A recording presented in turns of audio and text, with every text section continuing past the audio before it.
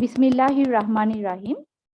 Honorable Chief Guest, His Excellency Dr. A.K. Abdul Momen MP, Honorable Foreign Minister, Government of the People's Republic of Bangladesh, respected Chair of the session, Ambassador Kaji Imtiaz Hossain PAA, Chairman BIISS, respected Director General BIISS, Major General Muhammad Maqsudur Rahman, OSP BSP PSC, Excellencies, distinguished guests, ladies and gentlemen. Assalamu alaikum and a very good morning. On behalf of Bangladesh Institute of International and Strategic Studies, I welcome you all to the hybrid seminar on Changing Global Order, Securing Bangladesh's National Interest, organized by Bangladesh Institute of International and Strategic Studies. Today, we are very much honored to have among us His Excellency Dr. A.K. Abdul Momen MP, Honorable Foreign Minister, Government of the People's Republic of Bangladesh, as the chief guest. Distinguished guests, in today's seminar, we have an inaugural session and a working session. At the inaugural session, Major General Muhammad Maqsudur Rahman, OSP BSP PSC, Director General BISS, will deliver his welcome address. Followed by the welcome address, our chief guest, His Excellency Dr. A.K. Abdul Momen MP, Honorable Foreign Minister, Government of the People's Republic of Bangladesh, will convey his valuable remarks. Ambassador Kaji Imtiaz Hossain PAA, Chairman BISS, will conclude the inaugural session. Ladies and gentlemen, may I now request the chair of the session, Ambassador Kaji Imtiaz Hossain, to kindly commence the program. Thank you. Thank you very much. Hope I'm being heard clearly. Assalamu alaikum and a very good morning to all of you. And I'd like to welcome our participants, distinguished speakers present in the hall, and as well as those who have joined us online. And welcome to our hybrid seminar on changing global order. Certainly, it's my great honor and privilege to welcome the Honorable Foreign Minister of Bangladesh, His Excellency Dr. A.K. Abdul Momen, to our seminar today. On behalf of the Institute, I extend our heartfelt appreciation and profound gratitude to the Honorable Foreign Minister for gracing the event as chief guest. I also have the pleasure to warmly welcome former Foreign Secretary Ambassador Shamsher Mobeen Veer Bikram, who will chair the working session of this seminar. I'm also very pleased to see a distinguished personality who has taught us as a young professional in the Ministry of Foreign Affairs a lesson to the world history. I think, sir, all of those who are present here not only know you, but are grateful to you for the knowledge that you have imparted us and given a small bit of glimpse of the world history and how we live through it in our professional life. Excellencies, ladies and gentlemen, it's in a little over a week's time, the Podda Bridge will be open for public. Prime Minister Sheikh Hasina's indomitable courage and unflinching conviction on the nation's ability to fund the construction of the bridge on our own resources has made the Podda Bridge a reality. On behalf of the Institute and on my personal behalf, I extend our heartfelt felicitation and gratitude to the Honorable Prime Minister, Her Excellency Sheikh Hasina, for making the dream of 180 million Bangladeshis come true. Thank you, Prime Minister, for making the nation proud. I also pay my profound tribute to the father of the nation, Bangabandhu Sheikh Mujibur Rahman, for giving us an independent country. Distinguished guests, ladies and gentlemen, I'm pleased to welcome four distinguished speakers at today's seminar. Dr. Rashid Zaman, Professor, Department of International Relations of Dhaka University, will look at the transitions in international order from South Asian perspective. While Dr. Nazneen Ahmed, economist and head of Policy and Strategic Advisory Unit, UNDP, will talk through the opportunities and challenges of Bangladesh's graduation out of LDC category in the evolving global order. Dr. Razia Sultana and Mr. ASM Tariq Hassan Simul, research fellows of this institute, will explore the national interest priorities of Bangladesh and the foreign policy predicaments of the country in the changing global scenario, respectively. Without further ado, I will now request Director General BIS, Major General Muhammad Maqsudur Rahman, to kindly deliver his welcome remarks. Major General Maqsudur Rahman, you have the floor. Bismillahir Rahmanir Rahim. Honorable Chief Guest, His Excellency Dr. A.K. Abdul Momen MP, Honorable Foreign Minister, Ministry of Foreign Affairs, respected Chairman, Ambassador Kazi Imtiaz Hussain, learned panelists, Excellencies, distinguished guests, ladies and gentlemen, Assalamu alaikum and a very good morning to you all.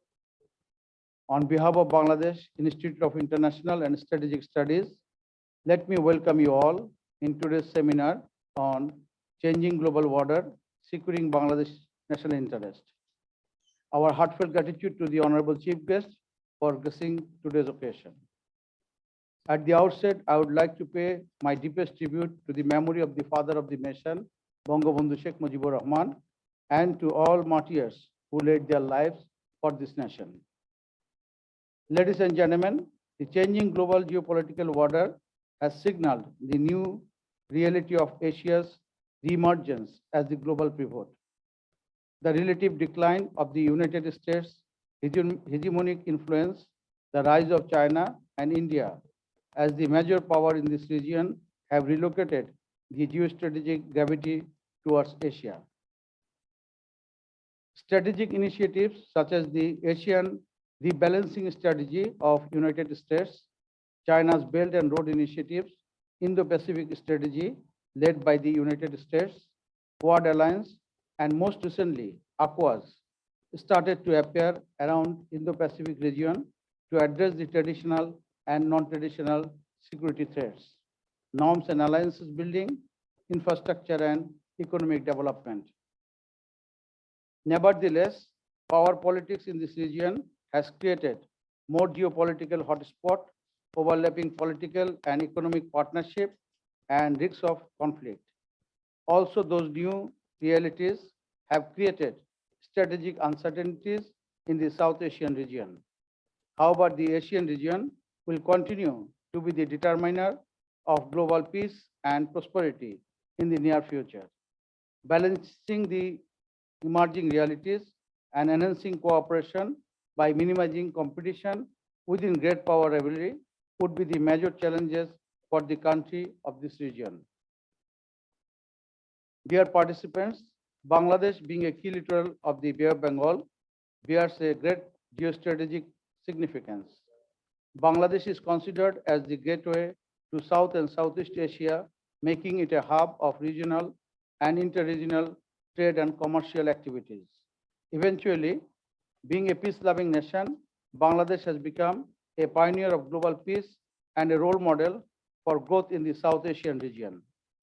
Bangladesh always follows the policy of respecting international norms and laws and maintains warm relation with the global community through its famous dictum of friendship to all, malice towards none. Ladies and gentlemen, Bangladesh always welcomes partnership and promotes regional cooperation for its own development interest and peace for the region and beyond. In fact, Bangladesh pursues a policy of mutual respect and non-interference in the internal affairs of other countries. However, changes in the regional border bring both the challenges and opportunities for the countries of this region. Bangladesh needs to balance those challenges strategically to uphold its national interest. I hope the learned panelists of today's seminar will focus on those aspects and come up with the effective policy suggestions. Finally, again, I express my gratitude to the Honorable Chief Guest, His Excellency Dr. A.K. Abdul Momen MP, distinguished panelists, discussion, and the learned audience for encouraging us with your kind participation. Thank you very much. Thank you all.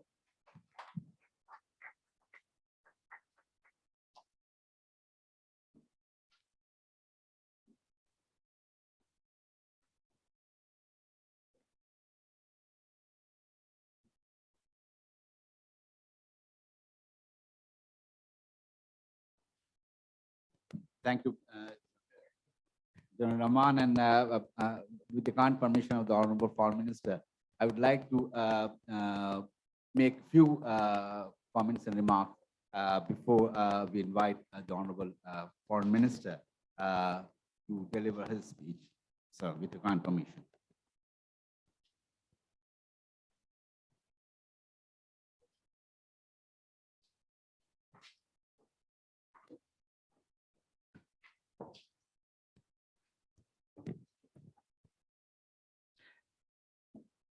Honorable Foreign Minister, distinguished guests, excellencies, ladies and gentlemen. We are at an inflection point in our history. This was how the UN Secretary General began his report, Our Common Agenda, at the peak of the COVID-19 pandemic in 2021. The pandemic has not only been a health and economic crisis, but a generational crisis affecting every aspect of our life. And we are still smarting from the onslaught of the COVID-19 pandemic. Our today's seminar is not on the COVID-19 pandemic. It's about securing Bangladesh's national interests in this changing global scenario. Hard on the heels of the COVID crisis comes the Russian-Ukraine war. While global solidarity and collaboration remains an imperative to deal with the COVID crisis, unfortunately, the world is getting more fragmented. The Russian-Ukraine war has created a dent in the existing global order, has threatened economic well-being of the countries from north to south, from east to west, most notably the low-income countries. The resulting confrontation has made the situation even more daunting for the countries like Bangladesh to attain its development goals, and that's why I started the quote from the UN Secretary General that we are at an inflection point. The Asian Pacific region, to which Bangladesh belongs, has emerged as one of the most dynamic and economically vibrant regions in the world and promises to remain so in the foreseeable future. The geopolitical, economic, strategic importance of the region has made the region center of gravity of global power, politics, and confrontation. China's emergence as the economic powerhouse, together with its military prowess, along with the rise of India, Brazil, Japan, have been a game changer in the international order. China's Belt and Road Initiative, for instance, have increased the geopolitical importance of the Indian Ocean. The latest US-conceived and led 13-country initiative, Indo-Pacific Economic Forum, promises to offer an alternative to regional comprehensive economic partnership as a common platform for economic cooperation between and among countries of Asia Pacific and the United States.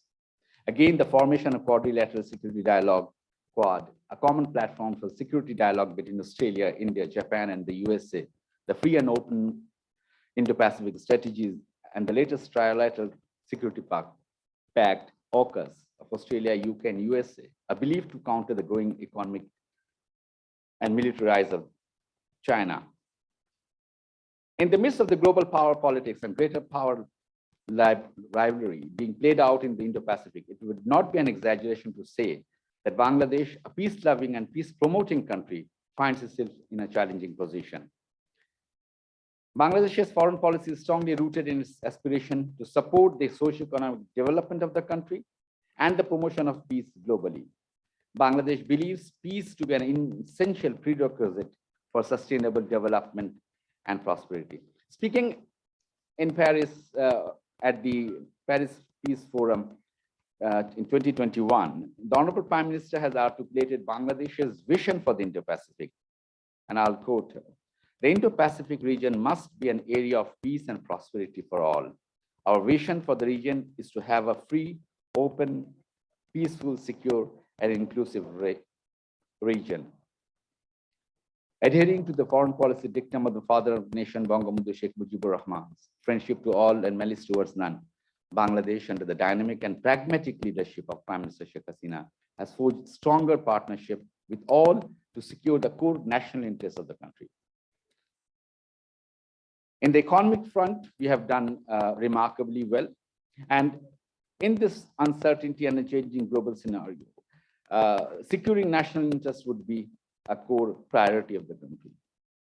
We have Vision 2041 to become a developed country, and before that, we have got 2031 to reach a middle income country. The priorities that Bangladesh should be according to for securing its core national interests, I'll name a few, is education, to build the human resources capital, to modernize our RMG sector, which is a major export earners for the country. Remittance has to be looked at. In that context, we will need to look at skill development and exporting our manpower, which can fetch greater remittance for us, easing of business environment in the country to attract foreign direct investment, strengthen public institutions, speeding up compliance regime in our industries. And most importantly, we have to deal with some very real challenges, such as resolving the Rohingya problem, which in the changing circumstances with the exodus from Ukraine, there is a risk of shifting of focus from Rohingya refugees to the refugees in Europe. Bangladesh, with its strategic location, can leverage its location and take advantage of building greater partnership. I would hope that the session will throw light on the challenges that we face and seek a way out to meet the challenge. The most important thing that we notice in our policy is to maintain friendly relations with all, and that has come to the advantage of the country. We have benefited from our friendship and relationship in our neighborhood, but at the same time, we have been benefited from large investment from China, Japan, and other countries. So our focus should remain of maintaining the neutrality for securing our national interests. With those words, may I now invite, and I have the pleasure and honor to invite our Honorable Foreign Minister, the Chief Guest, to kindly take the floor and deliver his final remarks. Sir, you have the floor.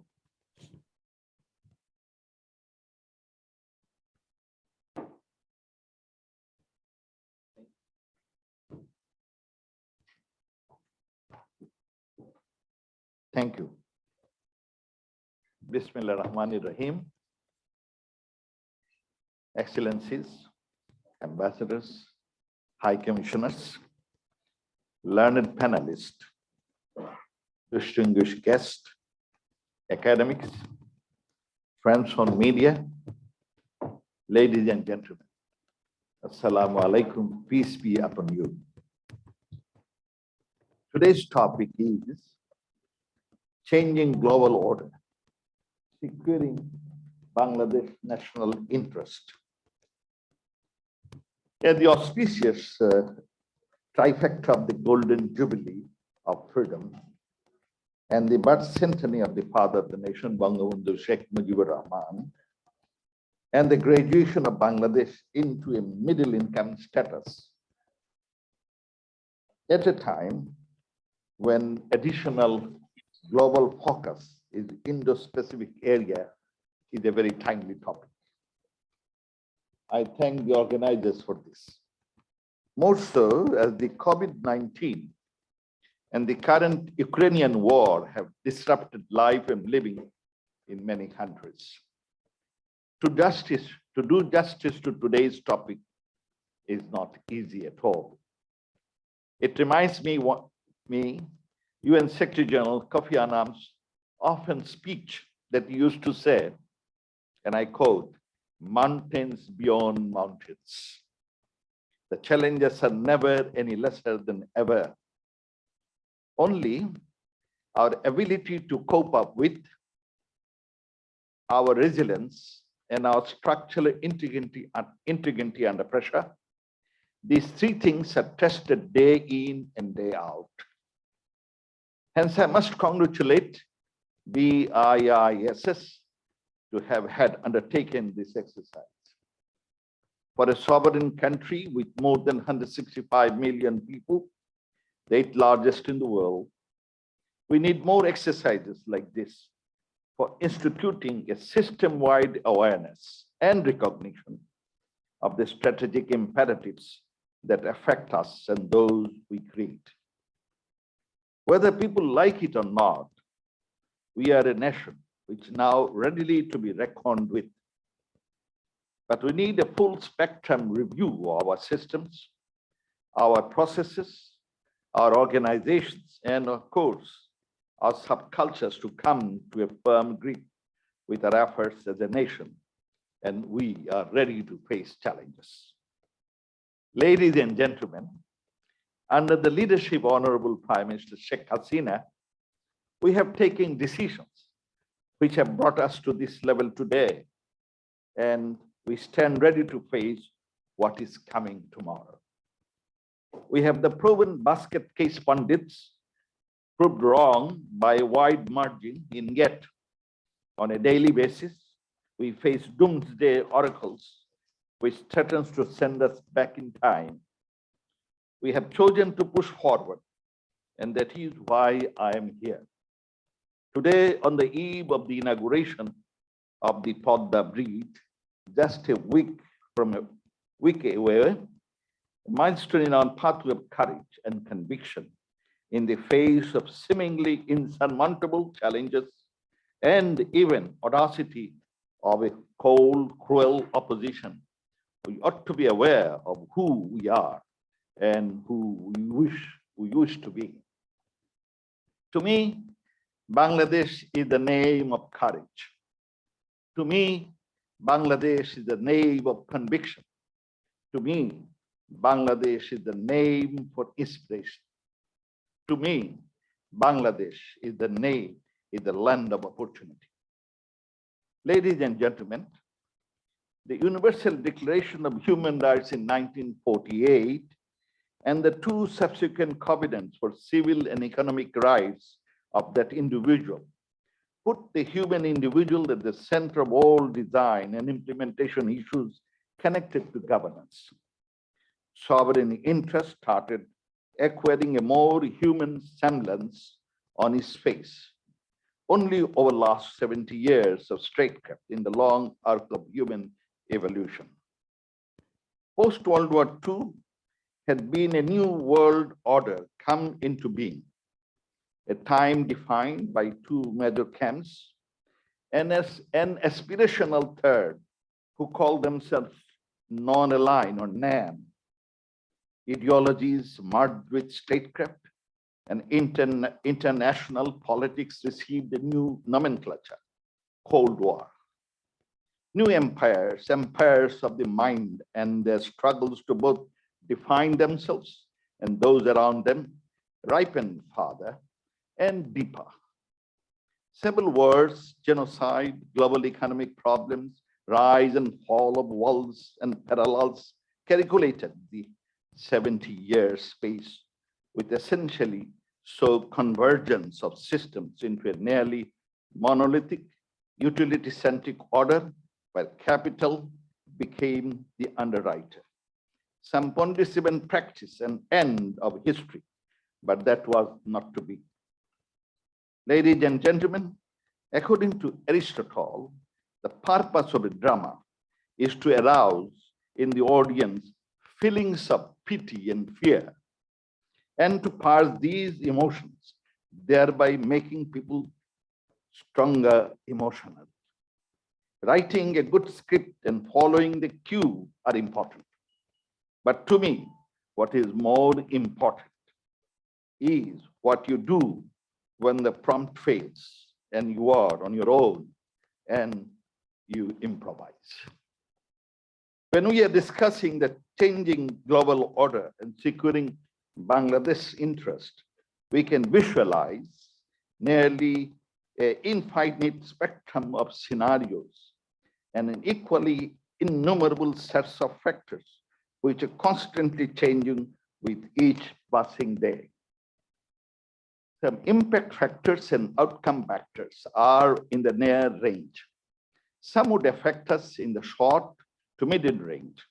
Some are or might be brewing which would affect us in 50 or 100 years' time. And yet, some would change the paradigms in such a way which would render the vision unreadable, like the collapse of civilizations or planetary systems. And individual state persons, we have to choose which dimension to pick and when to act. Obviously, the larger question is why? Why should we pick up? For us, the why part is very easy. We have the profound dictum of the father of the nation, Bangabandhu Sheikh Mujibur Rahman, on the windshield, and it says, friendship to all, malice towards none. We have the fluidity and essence of Prime Minister Sheikh Hasina in declaring the goal of resurrecting the Sonar Bangla as a sole targeting mechanism. So answering why is not difficult, it's easy. But how and when remain elusive, especially with the multiplicity, complicity, and exclusivity of certain strategic dimensions which affect our more simple goal of becoming a developed nation by 2041. Just look at it. COVID-19 vaccines, Ukraine, climate change, global warming, urbanization, pollution, emerging and frontier technologies, inequalities, demographic dividends, the fourth industrial revolution, public health, food safety and security, energy shocks, rising trading barriers, interruptions in the supply chain, rise of the crypto domains, AI, exchange currency crisis, refugees, and Rohingyas. These are only some of the oft-recurring issues which cross-cut and interact with each other, often in a circular fashion, which plague our more simplistic ambitions of living a good life. And yet, there is so much more. In fact, my friends, the world that surrounds us is nonlinear, complex, adaptive, spaced, and ambiguous. Not all are bad, and the world as is simply fascinating, charming, and of course, challenging. The new discoveries and newer inventions are making every day with their indelible footprints. Many new regional and global partnerships are flourishing. We have seen the Belt and Road Initiative. We have seen the rise of APEC. We have seen the rise of Quad and AQUAS. Recently, we have also seen a new initiative, the Indo-Pacific Economic Framework. We understand that some of these frameworks are or might be mutually exclusive, but we are also expecting solid economic opportunities to appear from both the frameworks and the fault lines that they create with the more aspirational and often ideational processes being put in place. It is a long statement, but I'd like you to think about it. Ladies and gentlemen, while the world is changing, for better or worse or both, Bangladesh is also changing. Once it was known as a basket case full of hunger and poverty. Whatever good news is now it's a vibrant economy. Hunger and poverty become a thing of the past, and it is now a land of opportunity. It is becoming world's 25th largest economy within few years. When we look at the world around us, what we understand is that a great architectural innovation in the domain of global politics and the international political economy is also taking place, and it's very delicate. It requires a steady and calm mind to understand the fineness of this process. decoupling hitherto frozen political, economic, legal, ethical ecosystems and creating issue-based new configurations are happening at the same time. While globally, the COVID-19 pandemic has claimed millions of lives, caused businesses to be shut down, left thousands of people unemployed, disrupted the global supply chain, made the global trade to have fallen significantly, and caused an annual global GDP growth rate to plummet to -3%. Yet it has opened up many, many new potentials and many new hopes. The ICT-powered service economy harbors an enormous potential for productivity growth. It is very easily understandable that if the impact of COVID-19 could be transformed into a catalyst for such inflections, the upside could be very big, disproportionately big. The great pandemic has both forced and encouraged us to adopt a more digital, weightless, and gaming approach towards life and living, as more and more economic activity had no choice but to take place digitally. Education, consulting, publishing, and many others, including medicine, has also created a turning point for the youthful young minds that we have in plenty in Bangladesh for possible inclusions in the creative, digital, and design economy. In this era of great transformations, in terms of human capital, we are amongst the richest. Imagine the aggregate power of more than 650,000 registered freelancers on top of the strong, self-reliant agricultural innovation and extension system capable of feeding more than 165 million people cramped in a small delta. Our RMG, leather, frozen foods experiences, and workforce clusters are our force multipliers, solidly standing in unison to each other.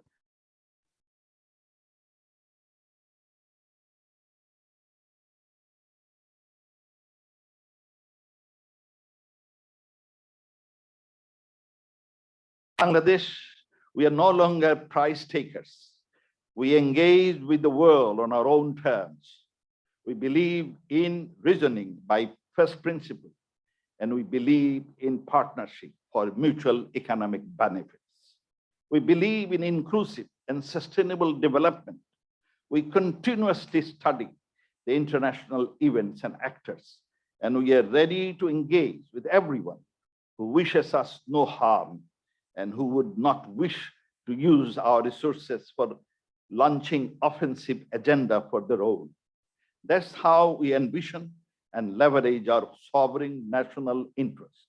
I believe that the strategic location, the rich demographic dividend, and the strong domestic market makes us an important player on the chessboard, and our choices make us a pivot and a pole both. With strong export and remittance, our economy has been blossoming at an annual average growth rate of more than 6.6% for the past 2 decades. We are now the 40th largest economy in the world and the second largest in South Asia, only behind India. It has been projected that we still become the world's 28th largest economy by 2030 and the 25th largest economy by 2035. If you would look at this year's budget, it is a clear indication to our resolve to be on the path of expansion by deploying all possible instruments at our disposal. We shall overcome the constrictions of the global monetary and supply side crunches, and we should do so by creating our globally malleable competencies. We are pursuing a very consolidated toward the economic domain of diplomacy. Last week, the Ministry of Foreign Affairs hosted the first ever Economic Diplomacy Week.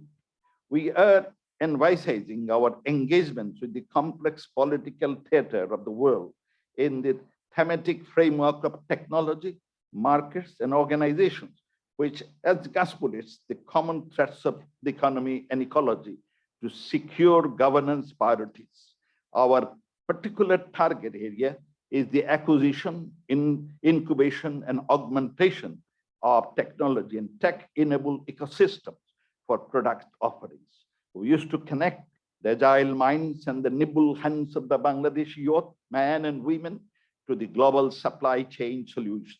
We want to connect the factors of production seamlessly to their optimal consumption and reduce our dependence on inefficient intermediaries and leverage the power of brands, both foreign and local.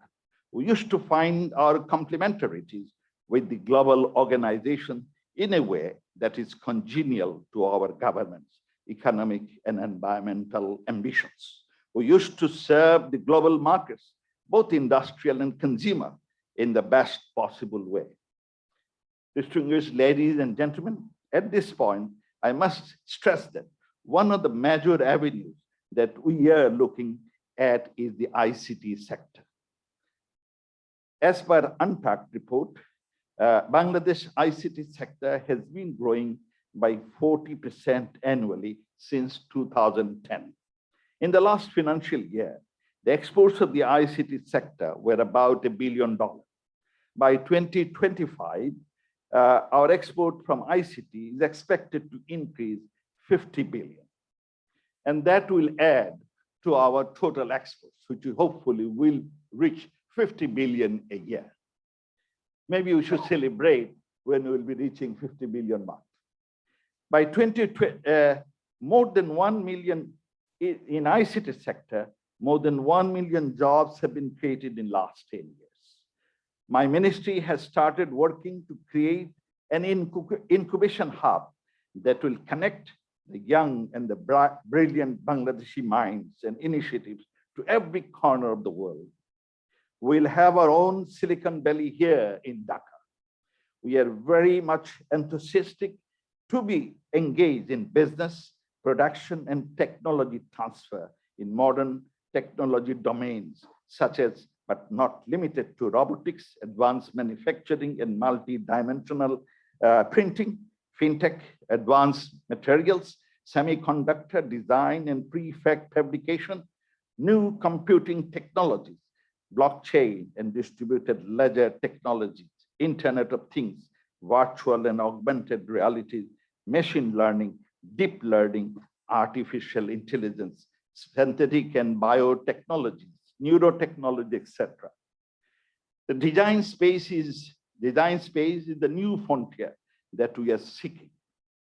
Ladies and gentlemen, our growing footstep in global political economy is checkered by our deep contributions to global peace and security through our participation in peacekeeping missions.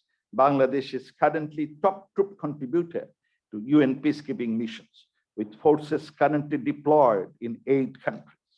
We are also the initiator of the Women, Peace and Security Agenda at the UN Security Council. This has brightened Bangladesh's global image and demonstrated our active role in multilateral organizations. Besides, we have already set an example of establishing peace by committing to the peaceful resolution of our land and maritime border disputes with our neighbors. What is more, our wholehearted efforts to fight extremism and the adverse impact of climate change have made us a distinct international leader and a player. We are the leaders in realizing the MDGs, and we are still leading from the front in the SDG achievement and also in the climate initiative. Lest we forget, it was Bangladesh which sponsored the Bay of Bengal zone of peace and prosperity, much before anyone else even thought about it. Frameworks like the SARC, BBIN, BIMSTEC are all designed with a view to creating intersecting strategic imperatives for closeness clarity in matters related to common developmental visions from the Ganges Basin to the Mekong. To end violence, war and terror, it is Bangladesh that sponsored around 22 years ago a UN resolution known as Culture of Peace that is designed to inculcate a mindset of tolerance, a mindset of respect towards others, irrespective of religion, color, ethnicity, and race to have a sustainable world of peace and stability. We believe, as Bangabandhu believed, peace is imperative for economic development. And let Bangladesh emit the gospel of peace and stability across nations. Prime Minister Sheikh Hasina, by giving shelter to 1.1 million persecuted ethnic minority of Myanmar, has set up an example in the world that humanity is above all. Let us applaud Sheikh Hasina. Ladies and gentlemen, we are a country of resilience. Our people are defenders of high moral grounds. From the time of War of Independence to the pandemic, from flood to drought, we have shown our courageous, our resilience, and we fought valiantly. We are a nation that the Almighty blessed abundantly with natural resources. Whatever happens, whatever comes in our path in the future, Bangabandhu's golden Bengal will come alive. And none can dabaiya rakhta parbana. My dear friends, we will sustain, we will prosper with pride and honor. Joy Bangla, Joy Bangabandhu. Thank you all.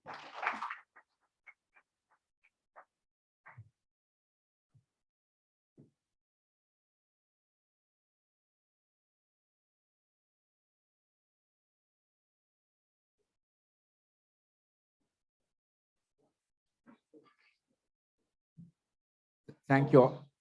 Thank you, sir. Thank you, Honorable Foreign Minister, for a very comprehensive statement, laying out the challenges that we have as Bangladesh, but as well as showing the determination that the relationship that Bangladesh will build up will be based on its own term, not to be dictated by anyone else. The strength that we have got is the people's resilience. The strength that the country has is built over the 50 years of arduous work. Bangladesh is now in a position not only as a very strategic linkage between South and Southeast Asia, but its specific location makes it attractive. Its strength in the economy, its strength in the people is what makes it a strong nation sought after by all. It is in our interest, which the Honorable Foreign Minister has very clearly identified, that we are going to build our partnership for prosperity and for peace. Thank you very much, Honorable Foreign Minister, for your very comprehensive statement. We would now move on to a special event of launching a publication that we have. It's Glimpses on Bangladesh, a country of hope, love, courage, and resilience. I will pass on and request Sophia to kindly introduce us. Thank you, sir. Thank you very much. Dear fellow audience, we are delighted to announce the upcoming release of our new book, Glimpses on Bangladesh, a country of hope, love, courage, and resilience. Since the inception of BIS in 1978, the institution has been a common platform for professionals, experts, and academicians from across the globe. This book is an attempt of BIS to exhibit and glorify Bangladesh to international community. At the juncture of 50 years of independence, the book expected to be an important document for those who want to know about Bangladesh and its progress as a whole. The book is a snapshot and important glimpse of the country's success from different fronts. In order to uphold the success stories, the book includes 10 chapters on different issues, including Bangladesh's history, the struggle for independence, culture, geography, and demographic features, overall state of economic growth, environment and climatic vulnerabilities, advancement of science and technology, defense, security, and its foreign policy. The tags made in Bangladesh and branding Bangladesh enhanced its image as well as brought enormous glory already. On the golden jubilee of the country's independence, Bangladesh is on the verge of reaching many more milestones, including its flagship fast-track mega projects. So, on behalf of my team, We would like to request you all to go through this book and get to know Bangladesh, a country of hope, love, courage, and resilience. So I would like to request my team members to come up on the stage for joining the program. Thank you.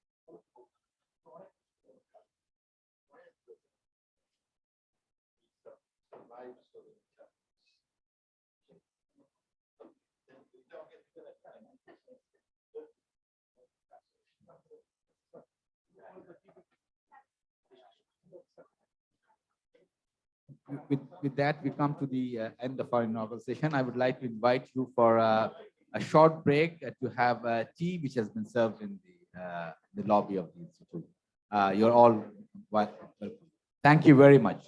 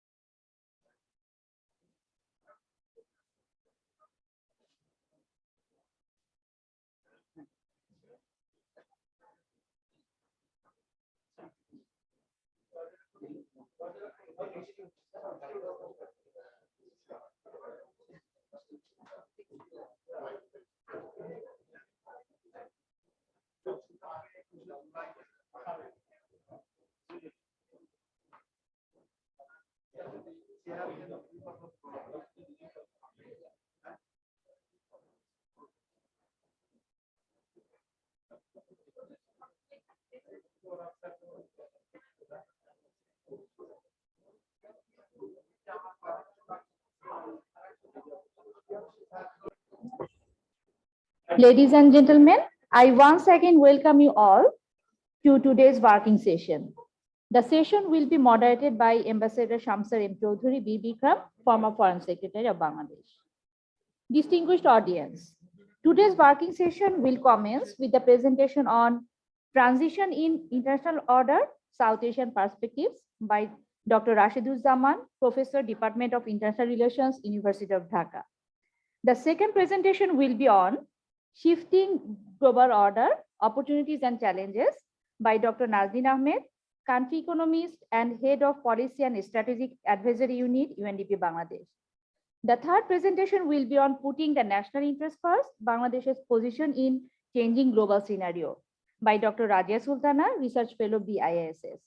And the final presentation of today's working session will be on Emerging Constellations in the Indo-Pacific, Bangladesh's Foreign Policy Predicaments by ASM Tariq Hassan Shimul, Research Fellow, BISS.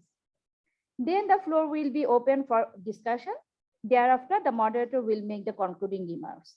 Ladies and gentlemen, may I now request the moderator of the session, Ambassador Shamsar M. Chaudhuri B. Bikram, to kindly take the floor. Thank you. Thank you. Assalamu alaikum and a very good afternoon to all of you.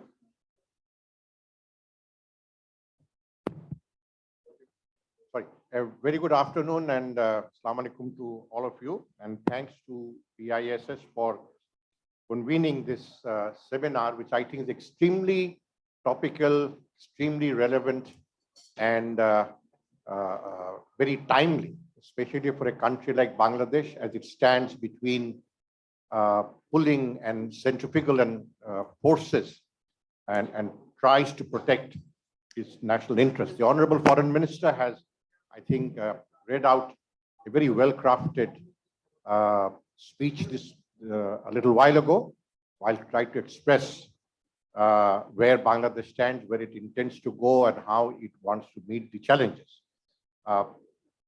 What was missing, I thought, in all the speeches made this morning, both by the chairman and the chief guest, was that health security has now become the new challenge for all countries. And I hope this will also feature in the future narratives. I now open the floor for the discussants to present their papers. I feel humbled to have been asked to chair this session. I have great fondness and regard for BISS as an institution. So it is my special privilege that I have been given this task. I start with Dr. Rashiduzzaman, Professor, Department of Internal Relations, University of Dhaka. And the issue, as has already been announced, is transitions in international order, South Asia perspective.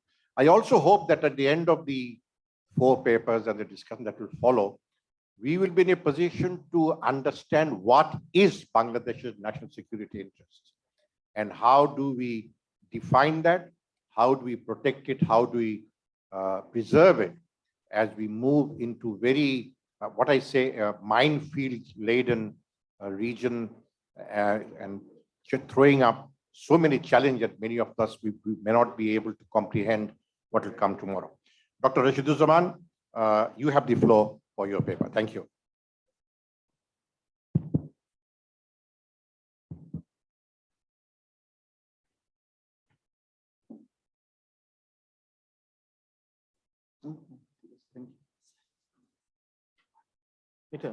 Okay, he's there.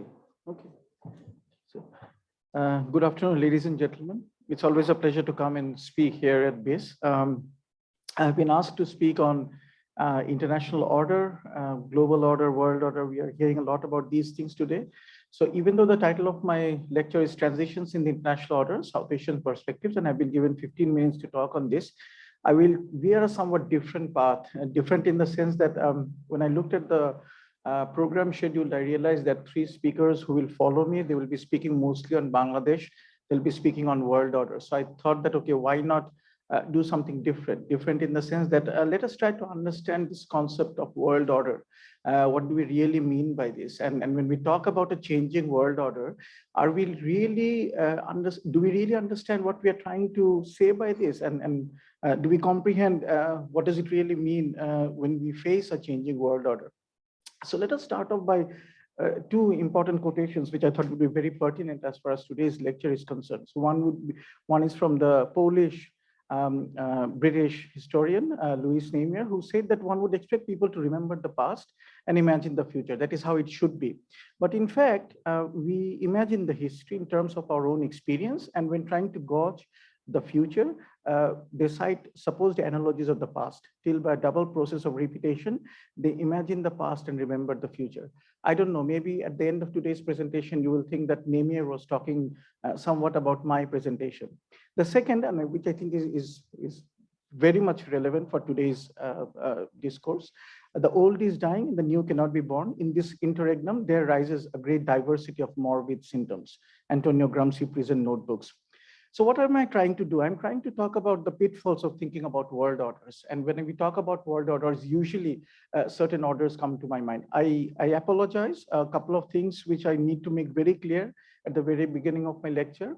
Number one, it is going to be very Eurocentric. The reason for that is my university, that is the University of Dhaka, where I was taught.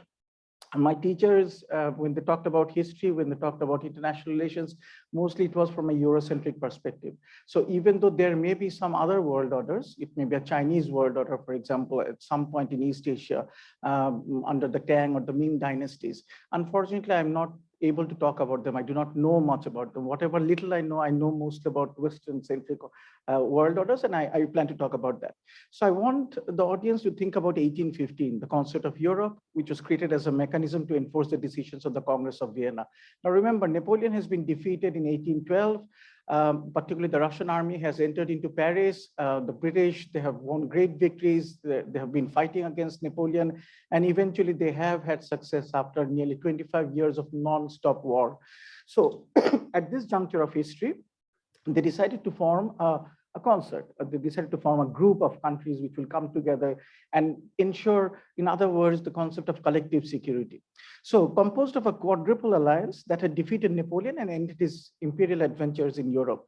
It consisted of three great European powers at that time: Russia, Prussia, Austria, and Britain. France, which was the defeated power, very interestingly, was admitted in 1818 through the Treaty of Aix-la Chapelle, but it played an important, but it had, of course, always played an important role in the settlements of 1815.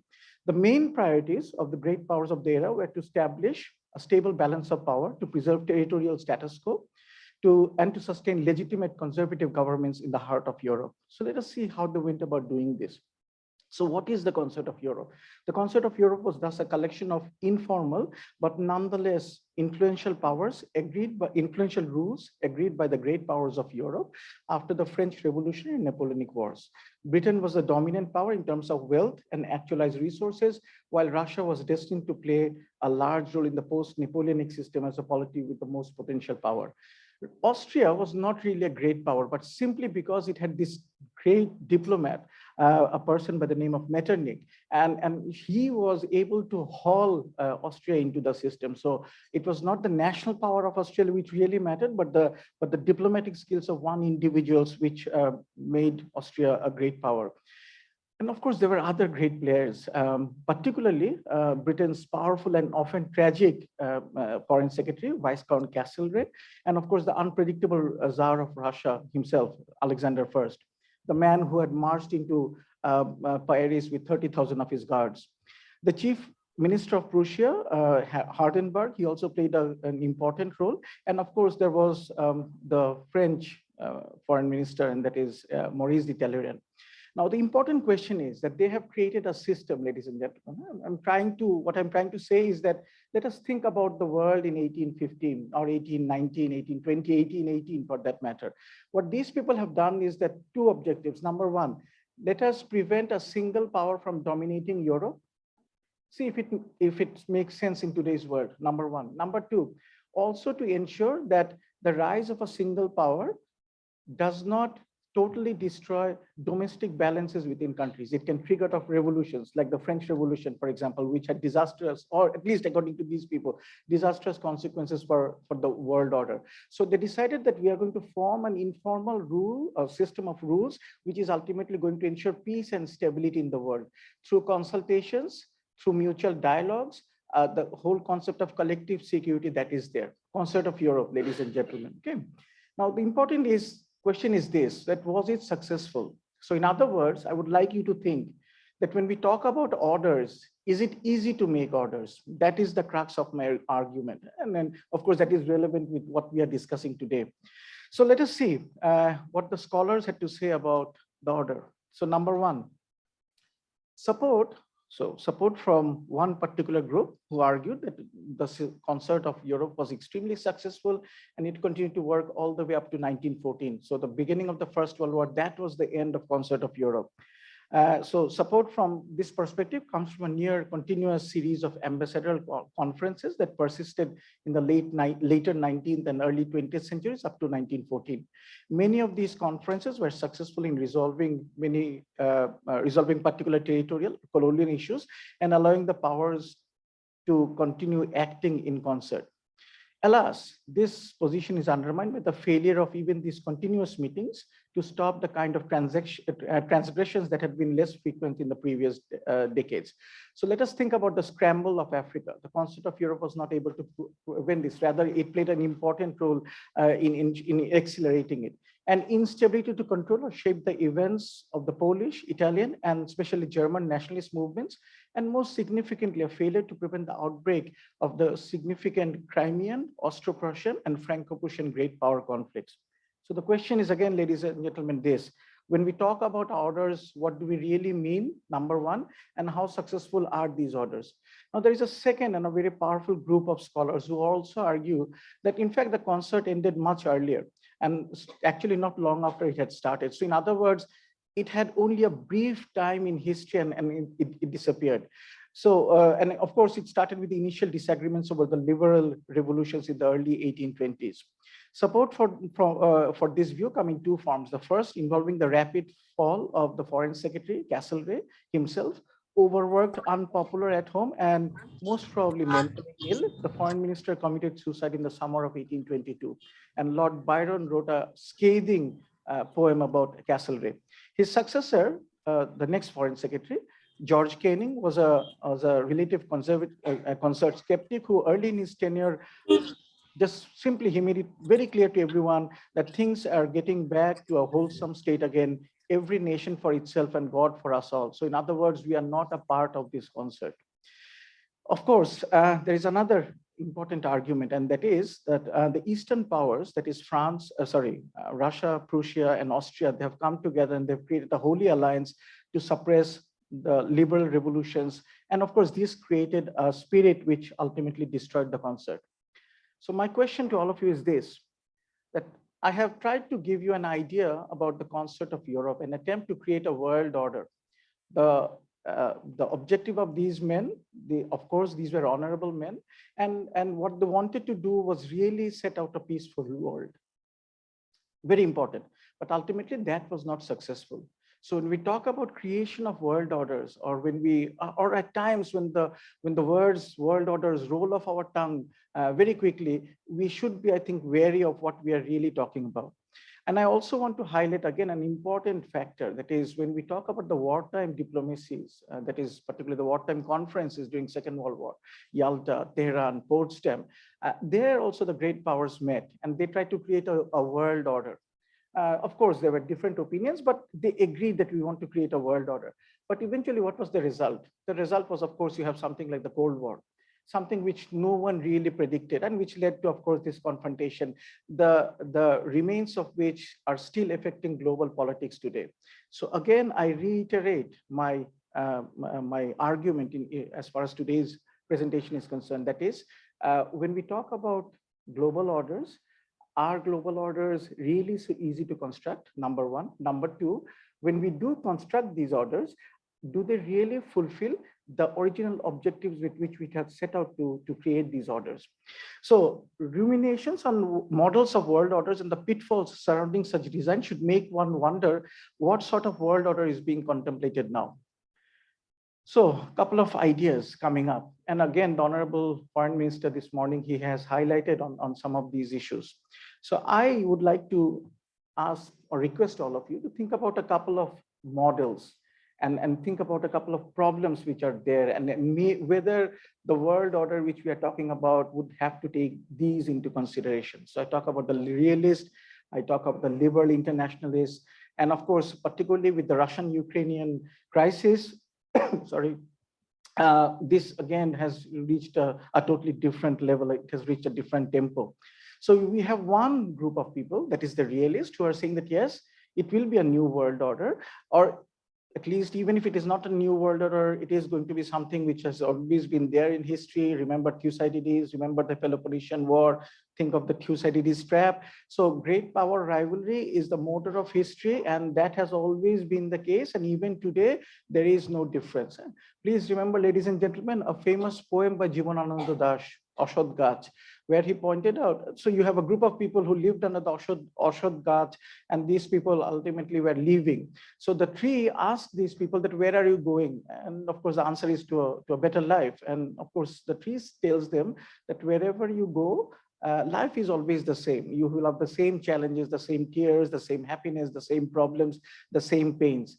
So the realists are somewhat like that. So they're saying that, look, whatever you try to do, the history is such that great power rivalry will always be there. Of course, the difference will be the actors may change, but other than that, nothing really changes. So the story is now the rise of China. And of course, what is happening in Ukraine right now, its geopolitical consequences and how the future will work out when Beijing, Washington, maybe Moscow, how these countries, these powers are able to, or at least these centers are able to work out the differences or create something. The Russian-Ukraine war has added a powerful impetus to the proponents of this school. Particularly, if you read the May-June 2022 issue of Foreign Affairs, this will become very clear to you. It is all about world orders. It is all about realism, fighting against the Russian expansionism, at least according to the writers of Foreign Affairs. So the realists are wary of the Thucydides trap, and for them, geopolitics did not return. It never went away. So it has always been there, as Jivanandash told us. But then there's another powerful school which says that no, not so fast. You are a realist, we agree, but cooperation is much more important, particularly in today's world when you are facing a plethora of disasters. And of course, no single country by itself can really deal with it. So however powerful you are, these problems are insurmountable often. And whatever you are not a Hercules, so it is not possible for you to clean the audience table by yourself. What you need to do is you need to have a collective effort. So again, the important argument over here is that we are having a new, or maybe a new world order is being created, but this is more on the basis of liberal ideas. And particularly the Russian-Ukrainian conflict has again brought this tremendously strong group out in the open who are arguing that what we are now seeing is the creation of a world order of liberal democracies. Again, I draw your attention to the article, The Rebirth of Liberal Political Order, Journal of Democracy, volume 33, number 2, April 2022. So even though the United States relative power is waning, the international system that country has sustained for 7 decades is remarkably durable, as long as interdependence, economic, security, related, environmental, and even health, as today's chair pointed out, continues to grow. Peoples and governments everywhere will be compelled to work together to solve problems or suffer grievous harm. Maybe, and this is my take on this, that maybe we should move away ourselves a bit from the realist and the liberalist and talk about something else maybe. I want to remind the audience about another world order, a far more durable world order which was created in 1648. That is after the end of the disastrous 30 Years' War. So the Treaty of Westphalia, which is often credited with establishing the legal basis of modern state system. So the very fact that today you have a country, independent country called Bangladesh, which is a member of the international system, that is a reflection of the Treaty of Westphalia. So whether the Concert of Europe was a success or not, whether it was short-lived or long-lived, that debate can continue, but no one will debate the fact that the Treaty of Westphalia has been extremely successful, and we are a reflection of that, we're a part of that. So the Treaty of Westphalia is often credited with establishing the legal basis of the modern state system. Not all agree on this, but the Treaty of Westphalia is an important turning point in world history. It ended the 30 Years' War, ladies and gentlemen, 1618 to 1648. But how many of us are aware that it was a little ice age, which among other things triggered off the catastrophic war. So when we talk about the 30 Years' War, it is always about geopolitics. It is always about religion, Protestants versus Catholics. But a very powerful scholarly work has been done by Jeffrey Parker, who in his book, Global Crisis, War, Climate, and Catastrophe in the 17th century pointed out that let us not forget one very important thing. There was a little ice age at that particular juncture of history, as a result of which all over the world, ultimately people suffered, disastrous consequences set in, famine and other problems. And of course, the leaderships were not able to deal with it, which ultimately triggered off this war. So in other words, ladies and gentlemen, I'm arguing that it is time we seriously talk about the environmental issues. So the disruption of the Earth's climate will ultimately command more attention, resources, and have greater influences on global economy and international relations than any other forces visible in the world today. Making climate change all the more frightening are its effects on geopolitics. Again, something which we usually do not connect. So new weather patterns will trigger off social and economic upheavals. Again, I draw your attention that even a conservative magazine like Foreign Affairs in its May-June 2020 issue highlighted totally on environmental factors, on environmental crisis and how that is going to change foreign policies of countries. And it had an interesting article on climate change and foreign policy.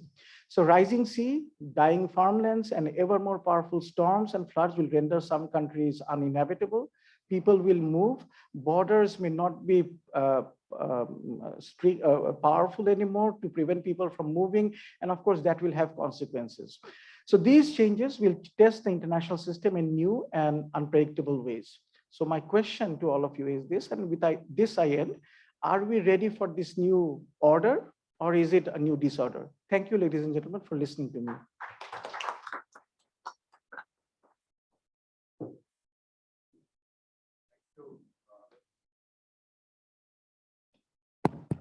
Thank you, Dr. Rashid Zaman, for a very illuminative and informative going back on history and coming into the present situation about world order, a new world order. We've been hearing about new world order for a very, very long time. We see the past in order to look ahead. I think that has to be a very, very important factor in determining a country's policy. We also remember that most of the major wars were never started in Asia. They started in Europe. And Asia has been the victim at the receiving end, whether it is, most of the Asia's military struggles were for freedom and emancipation. The Chinese Revolution is for one. The Vietnam War is the other one. I have just a very potent question with which he ended his presentation, that are we ready for the new, within bracket, disorder? It reminds me of Joseph Stiglitz's famous book, Globalization and Its Discontents. Very powerful book that he had written a few years ago. It won, I think, a Pulitzer Award or something like that. When we talk of a new international order, I think it's important to ask who sets the rules of a rule-based international order. And this is where we come into play, being at the table to impact on the rule-making itself. Otherwise, we end up with a UN where 5 countries can decide the fate of the rest of the world. And he referred to Potsdam Agreement, very interesting. I have read a lot on the Potsdam Agreement. Potsdam has been cited by critics as the worst example of only 4 deciding for the rest of the world what the world order should be. Thank you once again, Dr. Rashid. I now give the floor to Dr. Nazneen Ahmed. She works for the UNDP, and her topic is Bangladesh's LDC graduation. And just one point that yesterday, the Daily Star carried a lead story about what happened in Geneva recently, where the major economic powers have kind of are divided on what kind of preference program a country like Bangladesh can have post graduation. The United States arguing preferences on a selective basis. Bangladesh is asking for a more general preference. So we seem to be running into a perfect storm as we go into the graduation phases. Dr. Nazneen, you have the floor, ma'am. Thank you very much, Honorable Chair and distinguished participants. Good afternoon. It's a privilege to be here after a long break because of COVID. Biz has always been so kind to invite me to talk on different topics at different time, and I'm very delighted to be here today to talk about LDC graduation. And thanks to Professor Rashid because he has set the tone for that the world is changing. And I'll not go to more on the theory and other part, but what the chair mentioned, that what are the practical things there, because the reality is we are graduating at the end of 2026. We would graduate in 2024 if there was no COVID. But then because of COVID, there were special things that were considered in 2021, and now we will be graduating in 2026, end of 2026. And the thing is, now we have more, as the chair was mentioning, we have to devise our strategy very carefully so that in the post-LDC world, we can face the realities in a better way. So let's see what is in there. First of all, I will go very fast on this. We all know this, that when UN decides about the graduation, there are mainly 3 broad criteria. And you can see what was the criteria when in 2018, Bangladesh was first declared that they can start the journey towards graduation. So if there are 3 criteria, one is the national income, other one is human asset index, which includes the education, nutrition, maternal mortality, child mortality, all those indicators. And the third one is economic vulnerability index, which includes climate vulnerability, which includes market access vulnerability, whatever the economic vulnerabilities a country faces. According to these three criteria, a country is assessed and then assessed by UN, and then they decide whether a country is ready to start the journey. But it doesn't mean that whenever you cross this criteria, you immediately become graduate out of LDC. Rather, the journey starts, and let's see what happens. So in 2018, Bangladesh, actually the Committee for Development Policy, the CDP of UN, they said that Bangladesh can start the journey towards graduation. Then there was the first 3 years, and then after 3 years in 2021, there was a review. If there were no COVID, maybe after that review, they would declare that we will graduate in 2024. But because of COVID, the decision there was this second triennial review, and the decision was that Bangladesh will graduate in 2026. Now, in between this 2021 to 2026, lots of things need to be done for the preparation of a stronger, sustainable graduation. And 2026, we will graduate, and whatever we prepare here between 2000 and now it's 22 to 26, that we will utilize after 2026. But the preparation and the process should start now. So as I mentioned that there are other things that's happening. We know the climate has become, has got renewed, I would say renewed attention after COP26. There will be another review in 2024. Because every 3 years there will be a review to see whether we are in the right track. One new thing has been added very recently, it's still in the process, that every year CDP will also look at some of the indicators. So it's called enhanced monitoring mechanism. It's still in the process of being executing. Different, I mean, it's a discussion has been going on to have a new system of monitoring. And then after 3 years in 2024, there will be another review. But already the way we are progressing, declaration has already come. So there is no apprehension that if something happens in 2024, maybe we will not graduate. No, 2026 and we graduate. But of course, where we stand, what is the weakness, there will be another review in 2024. Very quickly, our journey from say late 70s to 2018, when we were declared that we fulfill the criteria. You can see that the green one is Bangladesh and the black one is LDC average. Our export grew even faster than the LDC, sorry, this is per capita income grew faster than the LDC average. We also had good development in human index. We had good development. We reduced our vulnerability over time. I want to concentrate more on the what to be done now. So we proved that on the 3 criteria, Bangladesh stands in a strong foot. That's for sure. But as it was mentioned, and also that the report you saw in Daily Star, and also the talks that is going on, that's about what happens after the graduation. Why? What are the challenges? The challenges, actually, if we group them, the apprehension comes mainly from 4 broader areas. One, obviously related to trade-related support measures that we get. For example, in the European market, we get everything but arms privilege, where everything except arms goes duty-free in the European market. Of course, there are some regulation regarding rules of origin, where the product is produced, but most of the products going to European market from Bangladesh are actually covered by the EBA, or that is the GSP rule in EU. In the USA market, we don't have GSP. So you can think that mostly the trade related challenges will occur mostly in the European market than in the USA market, because in the USA market already we are competing. So we will not see much of a change there.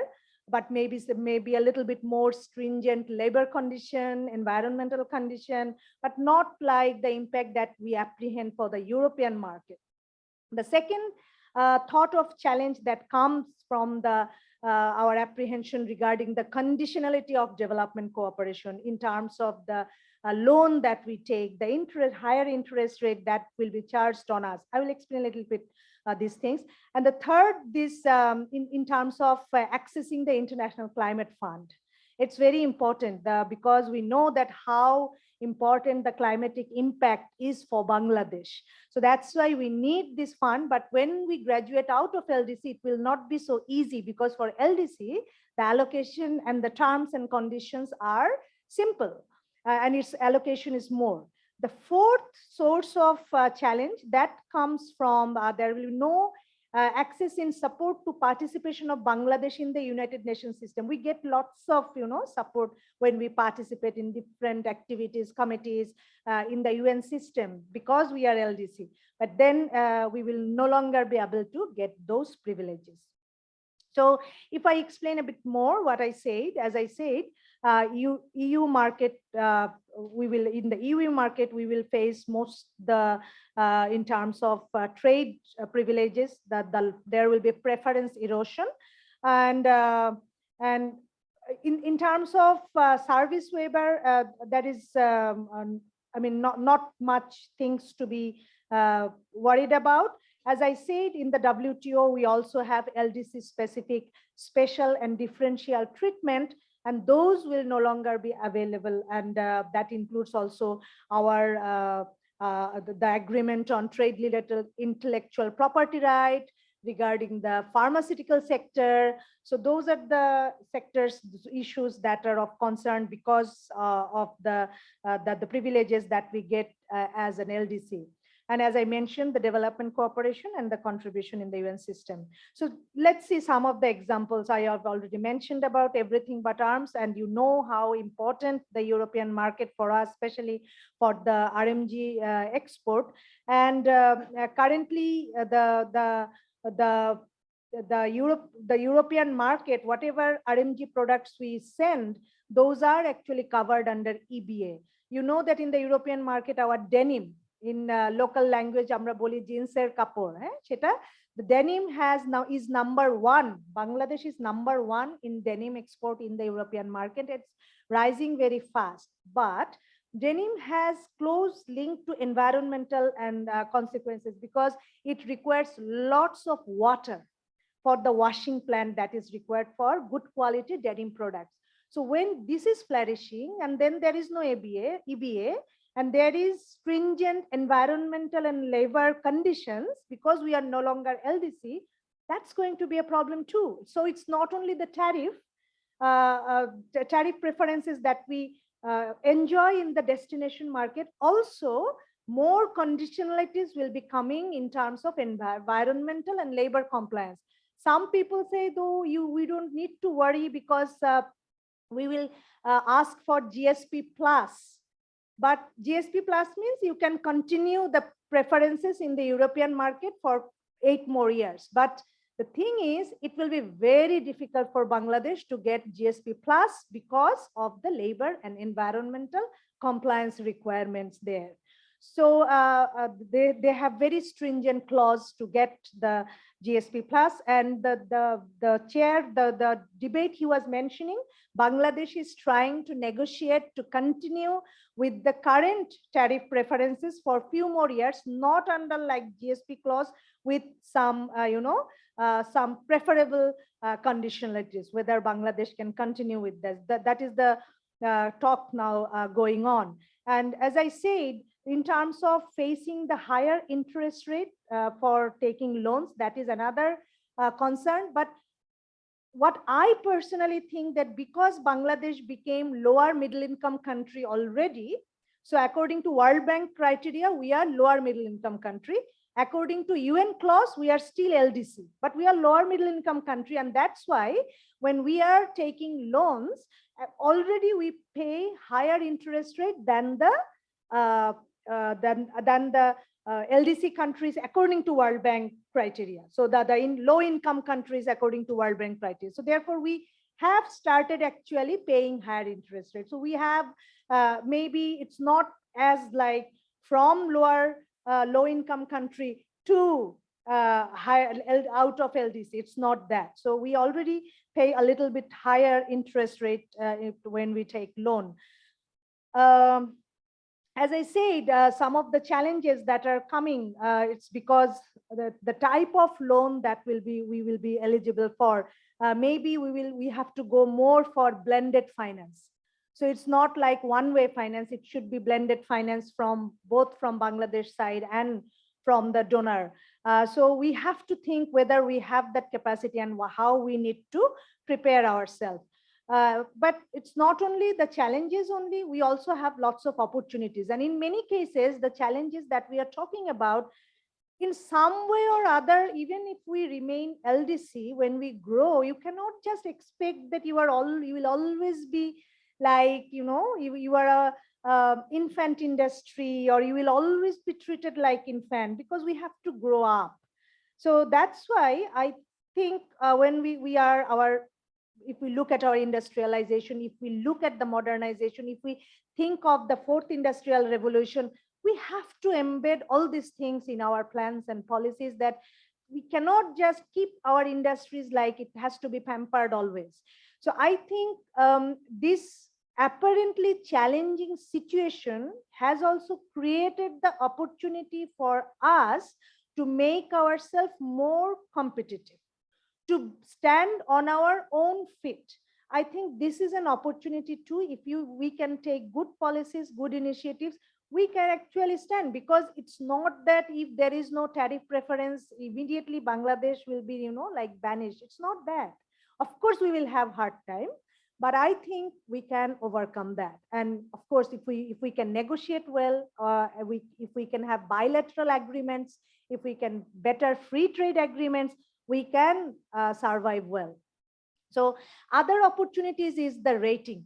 The simple branding that Bangladesh is no longer an LDC, that makes a big change. That will make a big change in terms of attracting credit, in terms of attracting investment, in terms of attracting skills.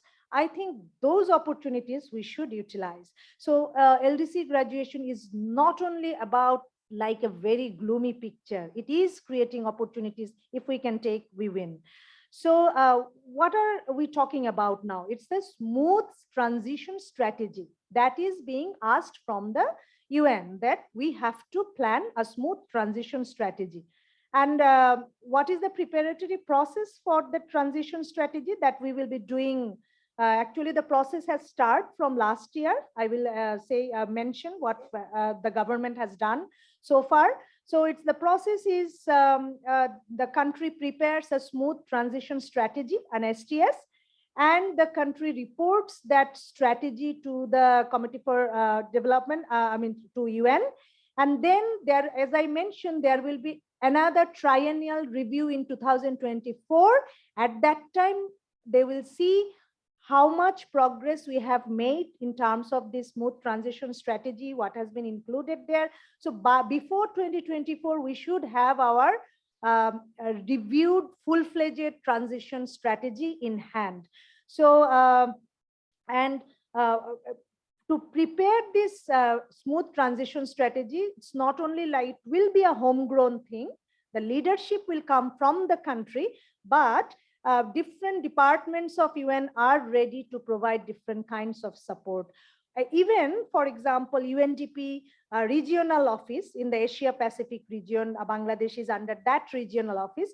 And there are 3 countries which are graduating from this region together: Bangladesh, Nepal, and Laos PDR.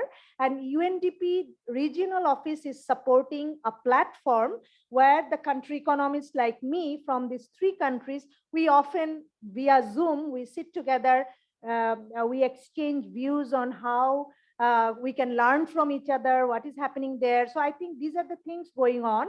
And back in Bangladesh, from the UN side, UNDP, and from UNDP myself, I participate with the Economic Relations Division, because they are preparing the smooth transition strategy. So I think I would say the stage setting that has been done already.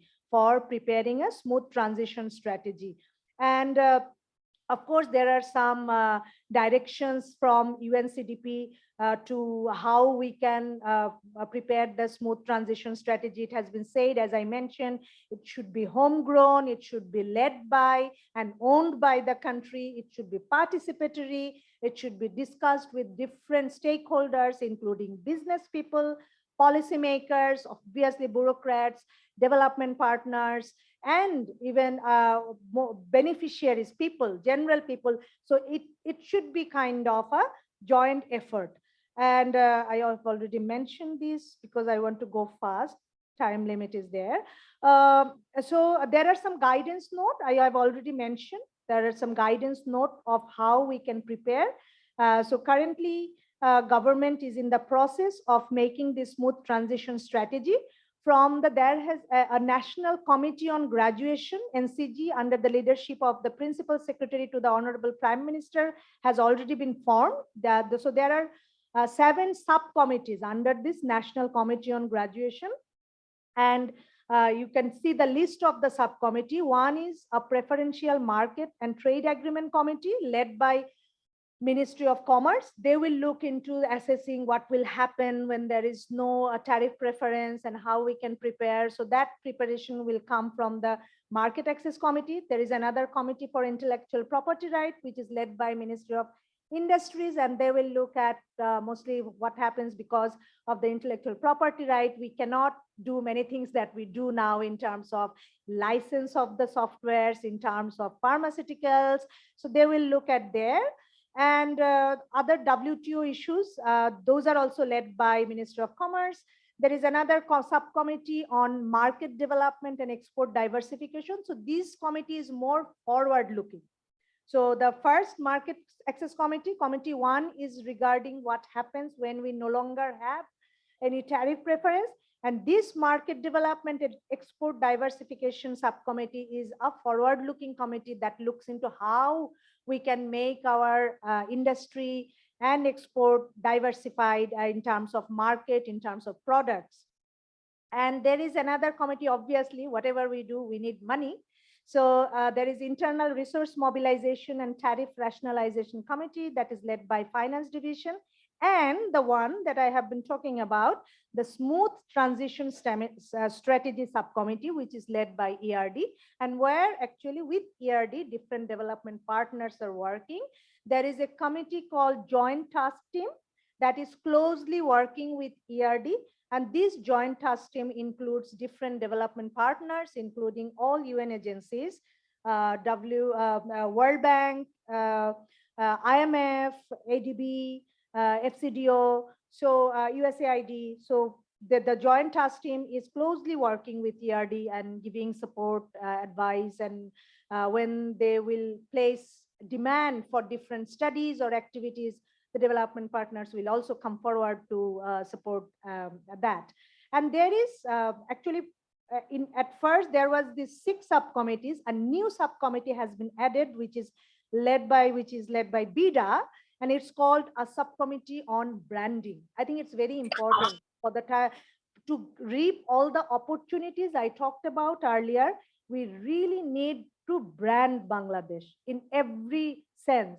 So I have come to the end of my presentation. So what I want to say that at this moment, it's very important how we act on preparing this smooth transition strategy. As I say, the stage have been prepared, but we need to work together. In future, we will need different good quality studies, not only on just pure, calculating the cost and benefit, but we need good studies on our negotiation strategy, how we negotiate with other countries regarding interest rate, regarding climate fund, regarding trade facilities. It's very important to think of our negotiation strategy, good studies on negotiation strategy. I think there, what Professor Rashid was mentioning, that we really need to understand the changing nature of world order to, focus on our strategy to win. So I think lots of things has to be done in the coming years. And I think if we can really be optimistic, I'm very optimistic. I'm an optimist, and I think it's not a gloomy picture at all. Bangladesh has come forward a lot. I think it's the exporters. If you go to any good quality RMG factory, there are platinum category factory. If you go there, it's amazing. Yes, we have problem. We have governance problem. We have problems with the compliance and other things. But I think this LDC graduation process has given us an opportunity to really stand up. Thank you very much.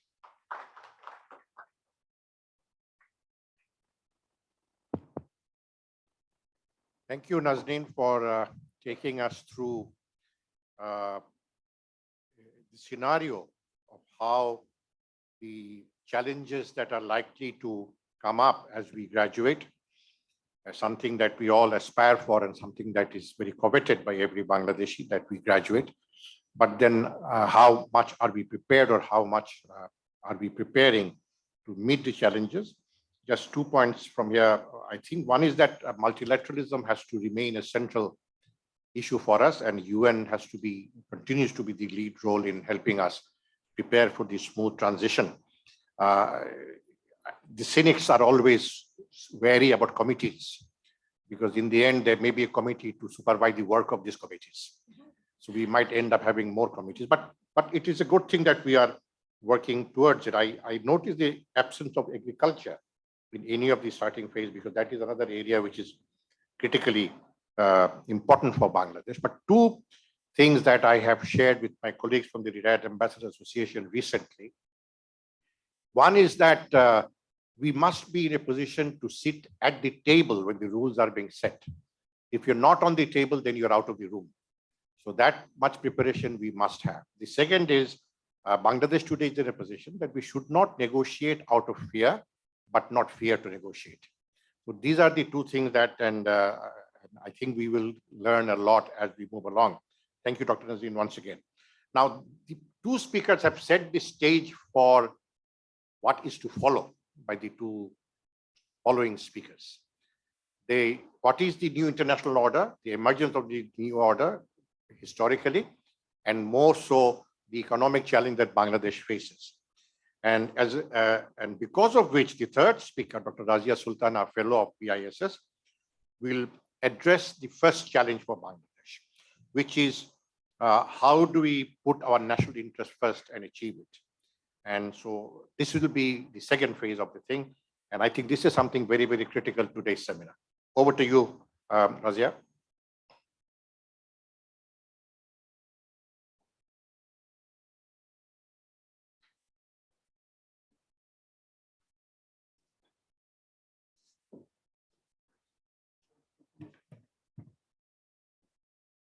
Honorable moderator, respected chairman and DG sir, learned presenters, and dear audience. Assalamu alaikum and a very good afternoon to all of you. Today I'm going to present my topic titled Putting the National Interest First, Bangladesh's Position in the Changing Global Scenario. As you have already heard from my previous presenters, Dr. Rashid has talked about the evolution of the new world order, and followed by that, Dr. Nazneen has touched upon the challenges and opportunities of LDC graduation of Bangladesh. Now, echoing with all my previous presenters, I want to highlight some of the points. For instance, it cannot be denied that the world order is in a great transition due to the Russia-Ukraine war. Perhaps 3.5 months back, before Russia attacked Ukraine, nobody in the world can predict or imagine such a great transformation. The US President Joe Biden himself expressed his concern that democracy is fragile now. Russian President Vladimir Putin told that liberal ideas are outlived their purpose, and Chinese President Xi Jinping said that he is confident he's their own system. So both China and Russia have openly challenged the Pax Americana. In the last two world wars, the big wars that we witnessed, we saw that the prominent countries were divided and aligned, And it is also seen in the Russia-Ukraine war that is rebuilding alliances among the countries, deviating from the idea of unipolar world. In Russia and China, even America, the model of a multipolar world is getting prominence nowadays. So although it is a matter of great debate among the scholars of international relations as to which model is going to prevail in the current world order system, is it still a bipolar world? Or are we heading towards a multipolar world? Or is it a prelude to the World War III or Cold War II? Or Rashid sir mentioned already that, is it easy to make world order? So it goes without saying that the attack of Russia on Ukraine and a series of sanctions on Russia push all the countries to revisit their own strategies. Neutral states like Finland and Sweden are rethinking coming out of non-alignment and are very much prone to joining NATO. Japan is thinking to come out of non-nuclear policies and hosting the nukes of the US. Germany is planning to expand its budget. It's about $112 billion, such a big budget after the Second World War, after they're gonna allocate. Belarus, being a small country, expresses its desire to be a settled state by the Russian troops on its soil. So having said this in brief, I would like to say that the world order is getting to enter a hard power politics. So the thought-provoking questions I want to ponder here, that the countries like us, are we ready for the new world order, or how to preserve the country's national interest in the changing and evolving situation? Now, before I go into deep, let me define the national interest first. Perhaps the most appropriate definition of national interest is given by Rostow. He said that national interest is the conception which nations apply in trying to influence the world environment to their advantage. I mean, with this, every country is busy to fulfill the targets of preserving primary and secondary interests. Bangladesh's national interest lies in the principles of foreign policy. As a sovereign, independent nation state, Bangladesh is formulating its foreign policy goals and objectives to advance its legitimate national interests based on the core dictum that is friendship to all, malice towards none. However, at the moment, our current foreign policy is very much tied up with the realities of the economic conditions. Now, what are the core elements of the national interest in Bangladesh? Keeping pace with the current world order system, Bangladesh is trying to shape its national interests and foreign policy goals based on the soft power policy, since the country doesn't advocate the use of hard power. Soft power means the ability of a state to serve its national interests by increasing its positive image globally and influencing the decision of other actors. I mean, without using hard power or coercion. So Bangladesh is trying to optimize its core national interest through various forms of diplomacy, as you can see on the screen. Bangladesh believes that pursuing a smart foreign policy can help to protect the country from all corners, including national security, ideological goals, and economic targets. The country has now its own way to achieve its goal to keep its footprint globally and regionally. In this regard, Max Scattered, a scholar of the International Republic Institute of Washington, last week in an interview said that many countries talked about a balanced foreign policy, but Bangladesh literally has shown and proved that. Now, let me explain how Bangladesh is pursuing its foreign policy globally, regionally, and locally, reflecting on its core national interest. Now, Bangladesh's positions in the international arena. At the international level, after 50 years of independence, Bangladesh is an analyzing story to tell the audience. In this pretty much long journey, Bangladesh has maturely learned how to say yes, or where to say no, or where to be neutral on the international platform. Let me give one example of non-alignment in this aspect. In a non-binding resolution adopted on March 2, 2022 by the UN General Assembly on the ceasefire of Russia's attack in Ukraine, Bangladesh abstained from voting along with its other South Asian neighbors. On the 25th of March of the same month, Bangladesh voted in favor of the UN resolution demanding to stop the Russia-Ukraine war. In this resolution, India, Pakistan, Sri Lanka, even China abstained from voting.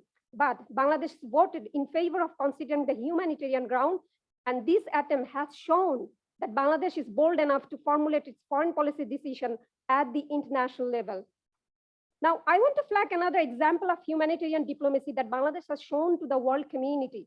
Bangladesh is well known as a humanitarian country worldwide and always favors those who are in a vulnerable and oppressive situation.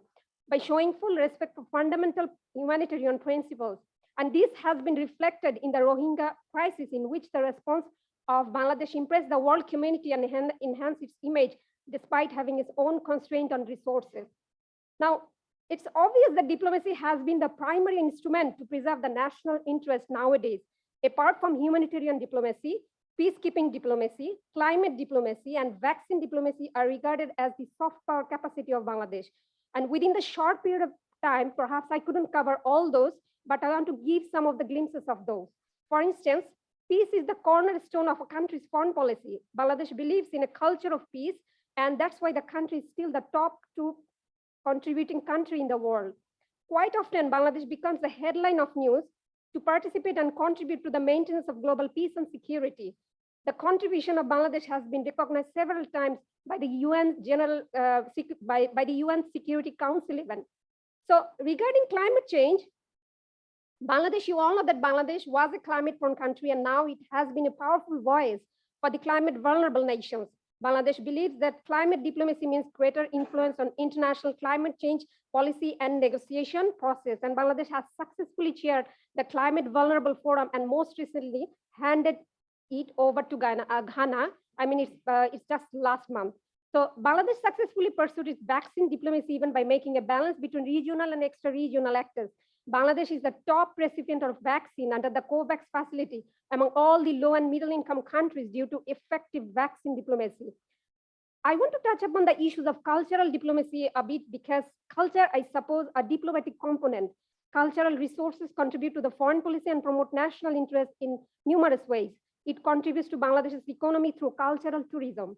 Foreign Ministry since 2010 has also undertaken initiatives like Visit Bangladesh program to promote Bangladesh's cultural heritage.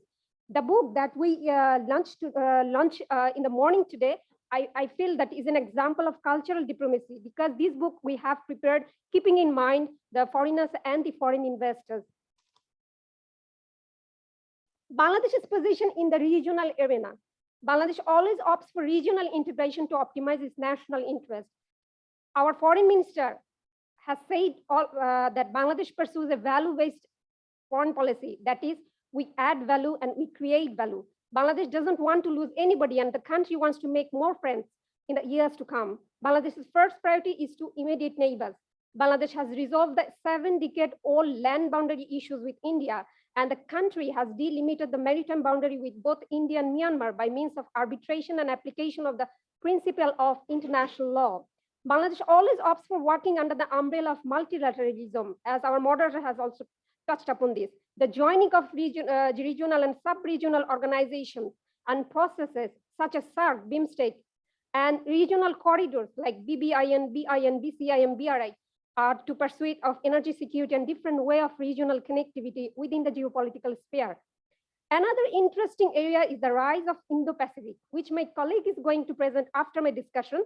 So I'm not going to dig into this for long. Bangladesh has already made its position clear that the country will join any economic venture, Indo-Pacific Economic Framework that was signed by 13 members last month, led by the US, when it will serve the purpose. Bangladesh has made her position clear that it will join only when it will serve their national interest only, because they are not going to join any military alliance. Bangladesh's position in the domestic arena. Joseph Nye, the proponent of soft power policy, he said that economic power is an important part of the soft power framework, and it has also been reflected in our foreign policy. Economic interest is a crucial aspect of national interest. Therefore, national interests have been more economic than political, and foreign policy is gradually being guided by economic factors. Economic growth is quite praiseworthy, which is about more than 6% on an average, and the growth is quite impressive in South Asia. This is because the country has been a land of opportunity in terms of exporting RMG to the US and Europe and manpower in the Gulf countries. These two sectors obviously added value to the soft power of the country. Now, Bangladesh's advancement is not only confined to economic diplomacy, but rather transcend or reshaped by development diplomacy. Now we are working on our consecutive plans, Vision 2030, attaining a zero poverty rate. And we also wish to become a developed country by 2041. And we are hoping that Bangladesh's plan of graduation to LDC within 2026 will bring a great transition to the country that Dr. Nazneen has touched upon, and I gave the details about that. And Bangladesh has taken various development initiatives, mostly focusing on infrastructure for attracting foreign investment. Mega projects such as the Podda multi-purpose bridge that we are going to inaugurate very soon, linking to Asian highway and other ventures, are the unwavering commitment of country's national interests. Now, Barry Buzan, he said about the major sources of national threats for any country is like comes or source from different ways, like it might be military, it might be political, economic, social, even environmental. So there are certain issues that deserve attention for Bangladesh even. Globally, image building, export diversification, and expanding market access are key concerns. Due to the ongoing recession, the job market has been squeezed globally. Skill level of the Bangladeshi workers in the Gulf and the Arab world is another constraint. Regionally, let me start with the Rohingya issues because it's going to turn from a regional to a global problem. Due to the ongoing Russia-Ukraine war, international community is very aware of the right of refuge in Europe and focus is there. But on the Rohingya issue, the powerful countries are almost, silent now. So long as the repatriation doesn't take place, managing the refugee camps and big budget will be a great concern for Bangladesh in the coming days. And regionally, balancing the two regional powers, especially China and India, is obviously a challenge for a sandwich country like Bangladesh. So at the domestic level, our national interest is primarily focusing on the economy and we are trying to aim high. But this is obviously a daunting task because the paths are sort of bumpy, especially retaining the GDP growth. So we have development challenges. Also, our mega projects are still dependent on foreign technology, management, supervision, and finance. So it might create compulsion if we couldn't finish the mega projects on time. So how to mitigate the challenges? I mean, what needs to consider? Since Bangladesh's regional and global outreach are expanding, the country has to fix its own negotiation strategies to maximize its national interests, considering the geopolitical, regional, and global competitions. There are certain areas that Bangladesh needs to focus on to preserve the national interest. Technological advancement and product diversification, enhancing diplomatic mechanism. These are the important instrument for nowadays. The country should work hard on selling tags that Dr. Nazneen also touched upon, that made in Bangladesh or branding Bangladesh for enhancing its image as well as bringing enormous glory at the international level. Regionally, we need to take some initiatives. For instance, Bangladesh has gained 190,000 square kilometers of maritime boundary, which gives the country the opportunity to engage in a blue economy. The vast maritime resources, including gas and oil, are yet to be explored and utilized. So we have to focus on this. At the domestic level, education and acquainted with technology, modern technology, are the key areas because these two are the most powerful instruments of change. Education creates the opportunity of exchanging ideas and makes interconnected global citizens. Overall, Bangladesh needs to be aware of other issues like debt trap, allocation of climate fund after the graduate LDC, timely finish of the mega projects that are coming ahead, because at the moment we have like 10 big mega projects, sufficient foreign currency reserves and local production. These are the key areas that we need to look forward.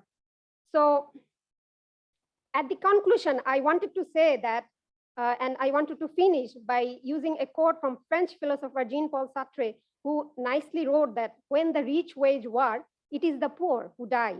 So we live in an interdependent world, and this is the reality. Changing one element has an important impact on other elements in the world. So we have to think about who will serve our best. I mean, keeping in mind the dictum that there is no permanent friends or foes, but only permanent national interest. Having said that, thank you so much for your kind patience. Looking forward to hear from you. Thank you.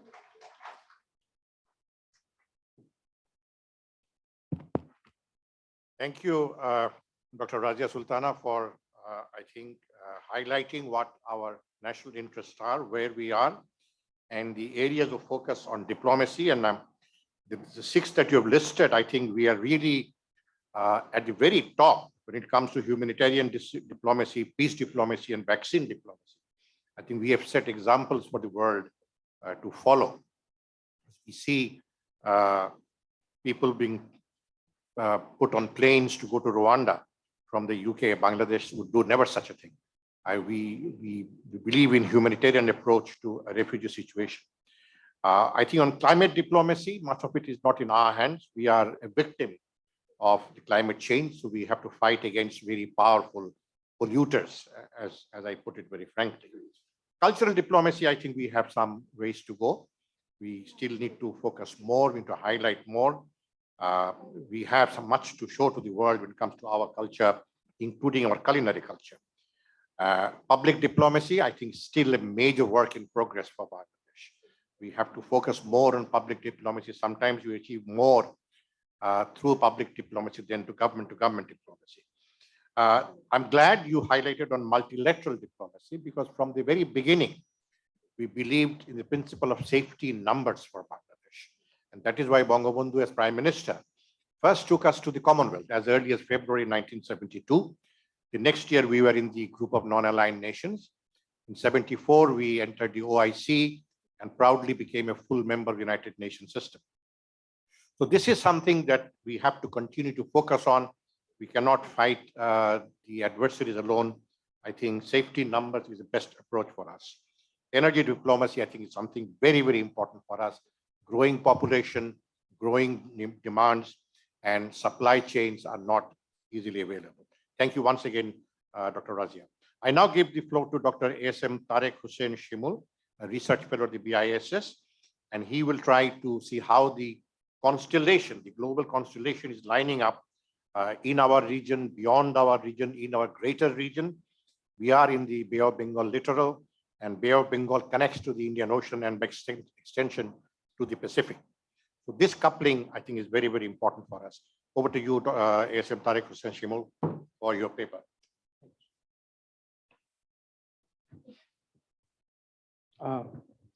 Thank you, Mr. Chair, for giving me the floor. Respected audience, ladies and gentlemen, a very good afternoon to you all.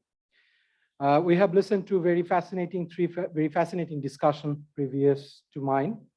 And one of my teachers from Dhaka University, Professor Rashiduzzaman, he actually discussed the global order and the complexities to define or conceive the global order and how it can actually offshoot to unintended results.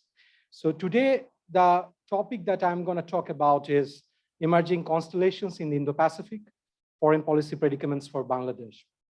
My presentations will be two parts, will be divided into two parts. The first part, I will try to give an idea about the constellations, that what I think of when we are talking about constellations in the Indo-Pacific region.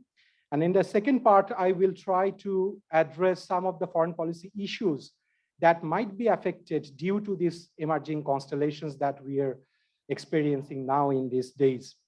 But before going to that, I would like to discuss a bit about the nature of the global order, or the change that is happening through the global order, and how that is complicated. And this is not very simple, as we have learned from the discussion from Professor Jaman. It's very important to understand and conceive the complexities, the nuances that within that global order is embedded.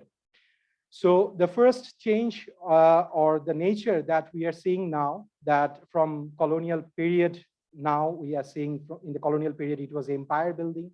And now we are seeing that it's much more about influence and norms building. So you are not going to go and attack another country, independent nation, and try to expand geographically. It's rather how you can set the rule of the game in the world. Of it can be trade, it can be international treaties, it can be how country interact with other countries, how nations interact in global forums. It can be anything. It can be simple form of how digitally the countries are connected. I mean, and then from how the nuclear arsenals will be managed. So that's how now the great powers try to build on their influence and try to expand their influence and try to compete on that. And then we are also seeing that in traditional polarization during the Cold War, we have seen that. But now we are living in a globalized world. We all know that the economies are intricately connected, and it's a very complex web of economic systems and trade and businesses and cultures as well in play. So it's very much complex now in this world. and on simple polarization cannot define how the global order is going to play in the coming years. Another change that we have seen and we are going through now is the change in balancing behavior. In the Cold War period, we could understand that the balance of power, there was US and there was Soviet Union, and how other states will behave. Either they will go to either of the poles, and some states will try to maintain a neutrality. NAM was there during the Cold War period, but that has been changed because traditional balancing has been replaced by some other tactics that has been seen by many other countries, from great powers to small powers. They are all using those tactics, and few of those is strategic hedging, and another is institutional balancing. These two can be, I can name them because these are very important in context of Bangladesh's foreign policy that I will discuss in the later part of my discussion. But we have to keep in mind that these are the tools that not only Bangladesh or middle powers or great power, great powers also use those tools to navigate through the complex time that we are in, and the global order that is shaping, that actually makes these countries to find and improvise newer ways to navigate through this troubled water. And another form of change that we are seeing, that there is a constricted strategic autonomy when we are talking about the South Asian region. We all know that some of our neighbors are already in trouble. If we talk about Sri Lanka, and Nepal is going in that direction, and Pakistan is already there. So, and unexpectedly, and fortunately, and also with the leadership of the current incumbent government, Bangladesh has doing pretty well, because to the Western countries, this is a fascinating event that out of all these, when whole South Asia is suffering, Bangladesh is doing remarkably well in that regard. And still, I think the South Asian countries in the coming days will have their strategic autonomy limited when it comes to taking sides or choosing, the sides they're going to choose. And it can be, voting in the, UNGA, a simple voting resolution for, UNGA or any other sub-regional forums. So it will be difficult for the South Asian countries. So whenever we're talking about Bangladesh, we have to keep these features in mind. Through these features, Bangladesh's foreign policy is going to work. And we have also seen another trend, that is scramble for small and middle powers. So the great powers that we are talking about in the Indo-Pacific region, be it China, be it US, they are trying to actually have their influence and try to convince the small and middle powers to join their side. We all know the Indo-Pacific strategy that I'm going to talk about a later phase of my presentation is there, and there is another connectivity project, BRI. So, and academics are saying, and also the political leaders of both of these great powers, they're saying that these are the strategies or initiatives that are rival in this Indo-Pacific region, and small powers and middle powers are increasingly kind of in a way to, feeling the pressure to either to join one of these initiatives, or there is also another form of change that we have seen, that is the securitization of infrastructure project. We have to keep in mind, when there was Cold War, during the Cold War, the security alliances or security system or military exercises or weapon purchase, these are the things that got securitized by the great powers, by Soviet Union and the US.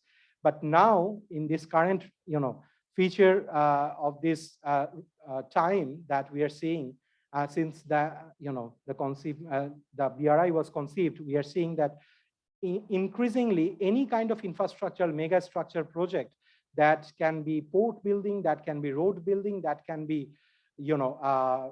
power station building, those get actually securitized. Who is building that? Who is financing that?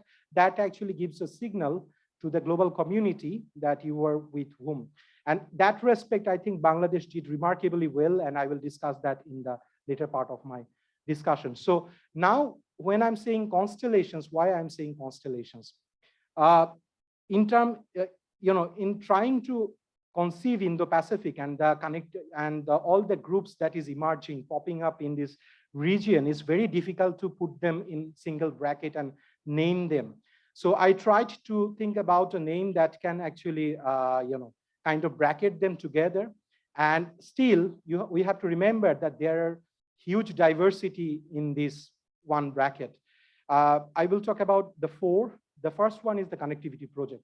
So we have seen that BRI and MSRI came from China, and these connectivity projects has its economic interest and also its political connotation as well. And then we have security alliances or grand strategies wrapped with, international, regional, and neoliberal concerns like Indo-Pacific Strategy or AUKUS or Quad. All these, groups or strategy, they have not only the military component of it or political component of it, it also has, components of economic activity, economic cooperation, and also non-traditional security threats. They also try to cooperate with them, and also they have, other part of cooperation, for example, pandemic or vaccine diplomacy.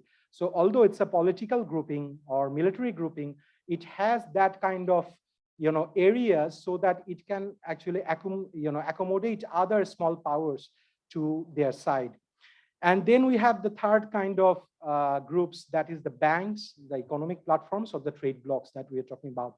There is RCEP, there is CPTPP, the offshoots of TPP, and also the recent one that was unveiled last month by the current Biden administration, that is Indo-Pacific Economic Framework, IPEF.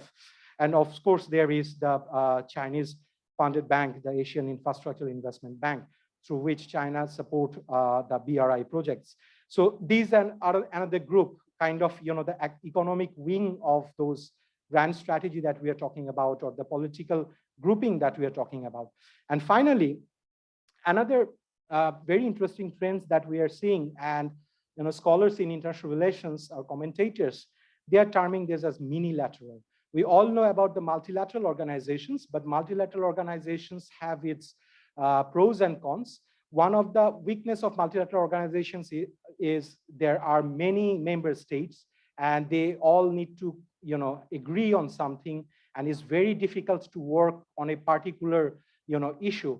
So minilaterals are emerging. For example, the AUKUS has emerged. The Quad was reinvigorated since 2017, and all this came into forums so that these minilaterals can take a particular topic, a specific topic, for example, military cooperation, and work with that. And it's a very flexible kind of thing. There are, it's semi-formal, and it's very easy to actually mount any kind of cooperation within a short period of time.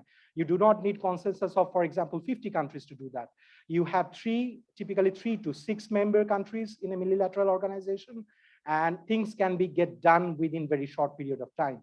And they have a common objective, they have a common threat that they perceive, and they have to kind of, counter that threat and try to kind of counterbalance the threat that they are facing. So that's the constellations and nature that we are actually seeing in the Indo-Pacific region. Now, let us move on to, I will talk about two different, important constellations for Bangladesh's perspective in current scenario. One is the Indo-Pacific strategy that was, conceived under the Trump administration, but later on, Biden administration kind of made some course correction and unveiled it for the globe.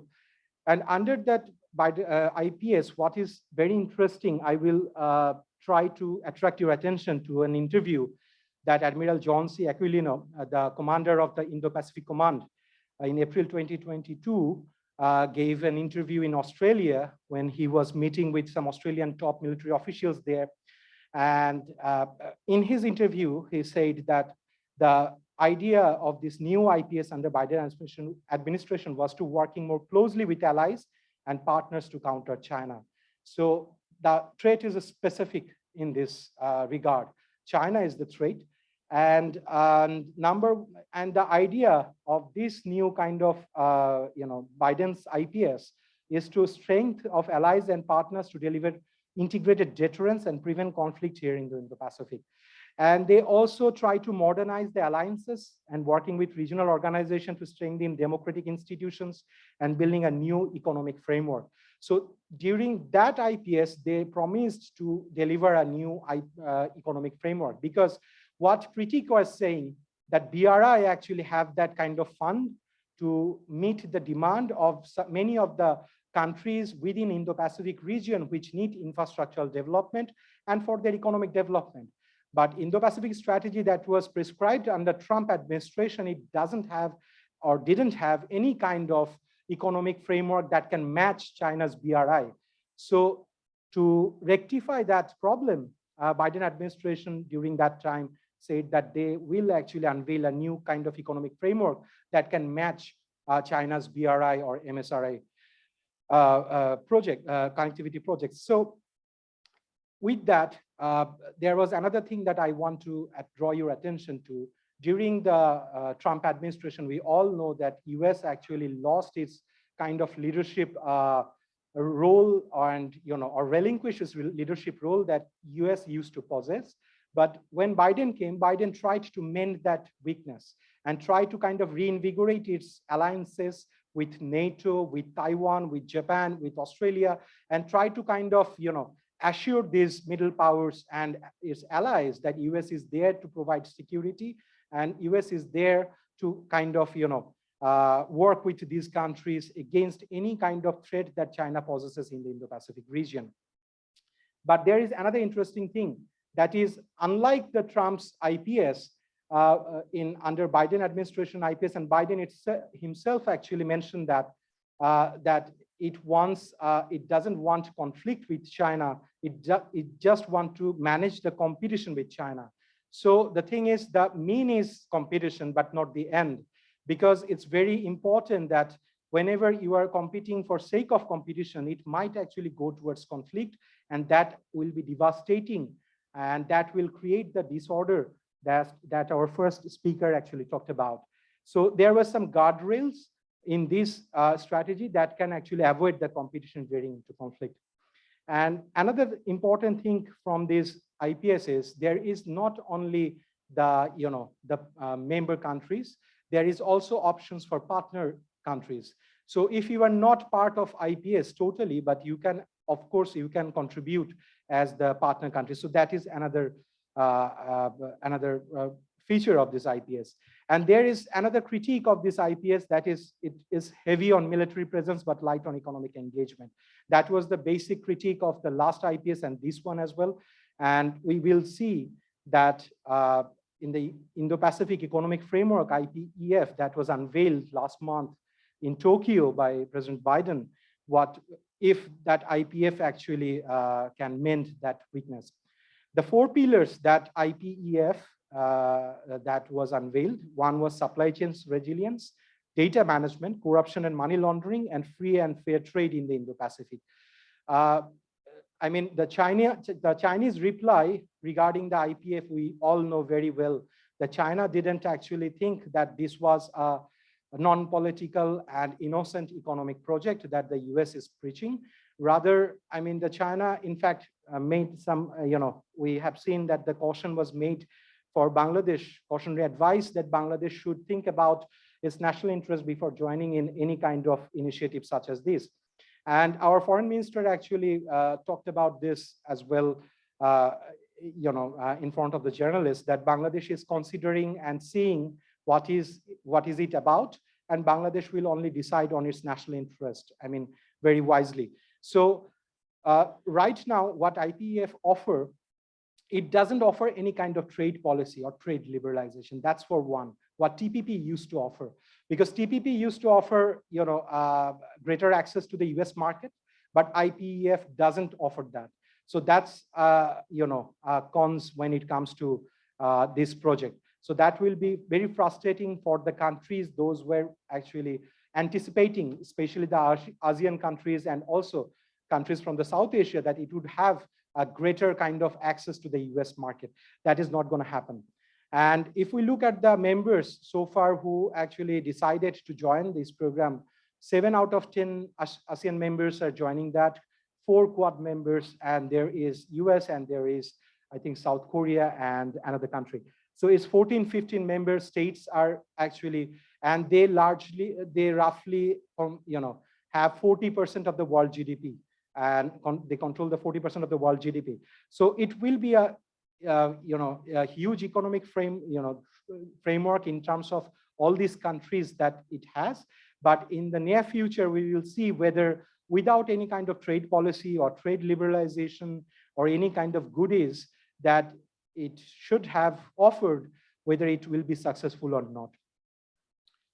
Moving on to the foreign policy dynamics for Bangladesh. Now, given all this backdrop, what is happening right now and which direction Bangladesh might go.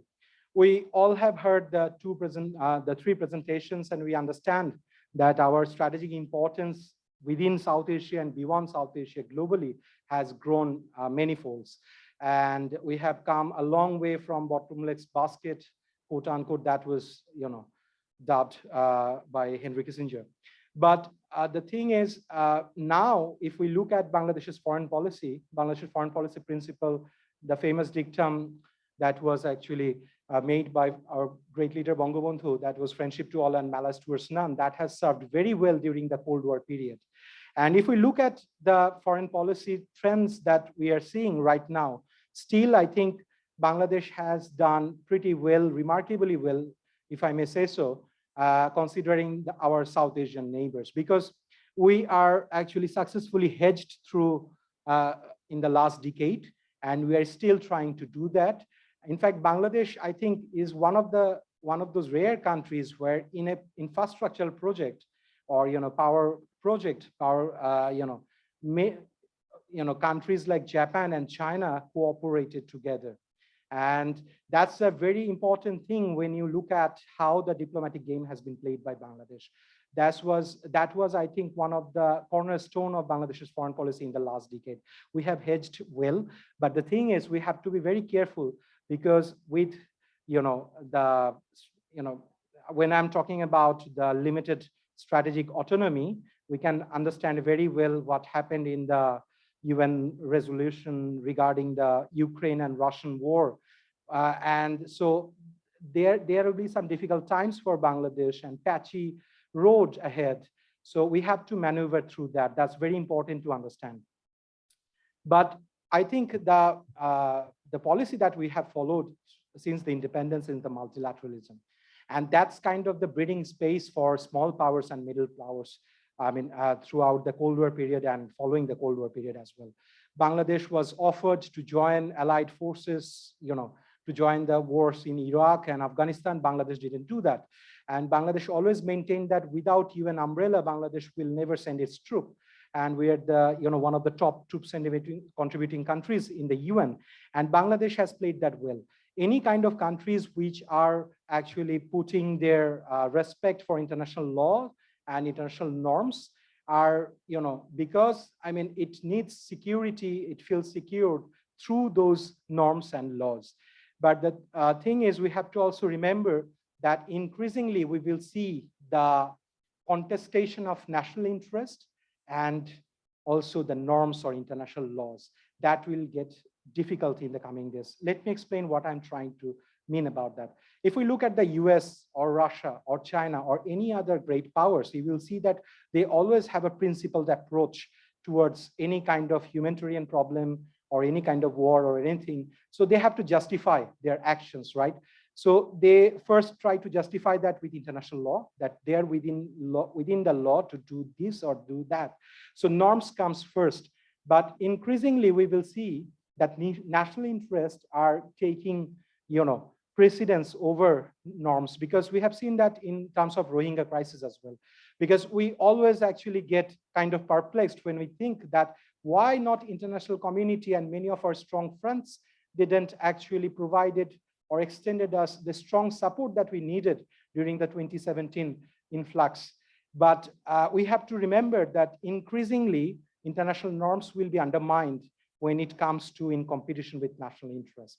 And that will happen because only in, I think last year, US actually acknowledged that there was a genocide. And that's a very good thing that US did that. There was a genocide that took place in Myanmar.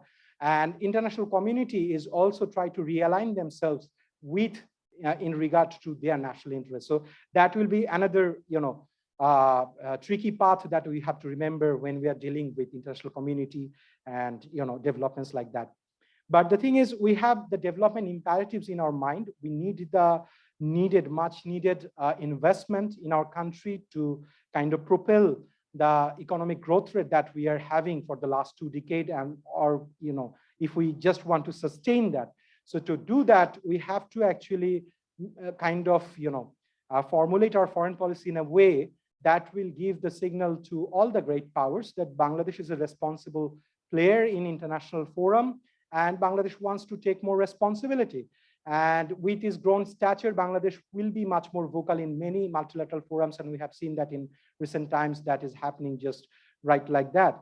But we also have to understand that securing interest, infrastructure, and energy should be the core part of our foreign policy, how we can do that and how we can manage that.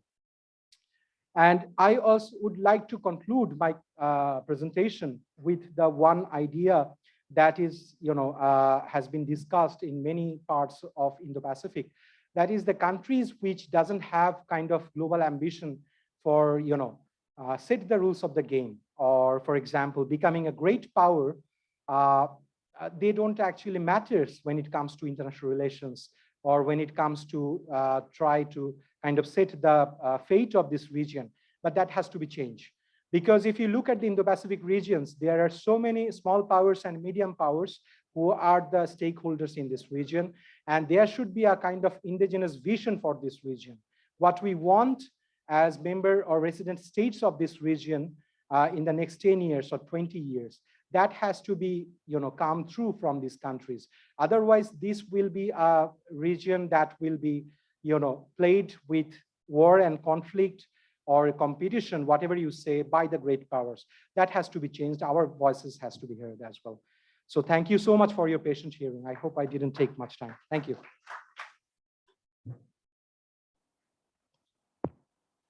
Thank you, Tariq Hassan. Again, another very informative and illuminating presentation. I think one of the very important things is how a country like Bangladesh manages to take decisions that serves its multifarious purposes. I think Padma Bridge is a very classic example of that. First of all, when the World Bank turned its face away, the Prime Minister very bravely, very courageously decided that we will finance it ourselves, so that gets the nation a sense of pride that we can do it on our own. That was the first thing that we achieved. The second is, I think most of the technical and technological work was done by the Chinese company, because they have the quality, they have the ability, they have the experience to undertake such high costing mega projects that serves our interests. And once the bridge becomes operational, inshallah, in the next few days, it will help us in our connectivity approach that we have within South Asia and maybe even beyond South Asia. We achieved 3 objectives by using 3 different elements. And I think this can be a template as we move ahead in trying to preserve our national interest without surrendering much and getting our objectives also achieved. I think it's as Tariq said, that we have established ourselves as a responsible player in the region in more ways than one, and this is something we are all very proud of and we should be taken notice of. I will now open the floor for comments, questions. Please introduce yourself, be brief, because you stand between now and a good lunch. So I first give the floor to Ambassador Hanan. He's raised the floor, and then followed by Ambassador Munshi Faiz Ahmed. You'll need to, Professor Anwar, of course.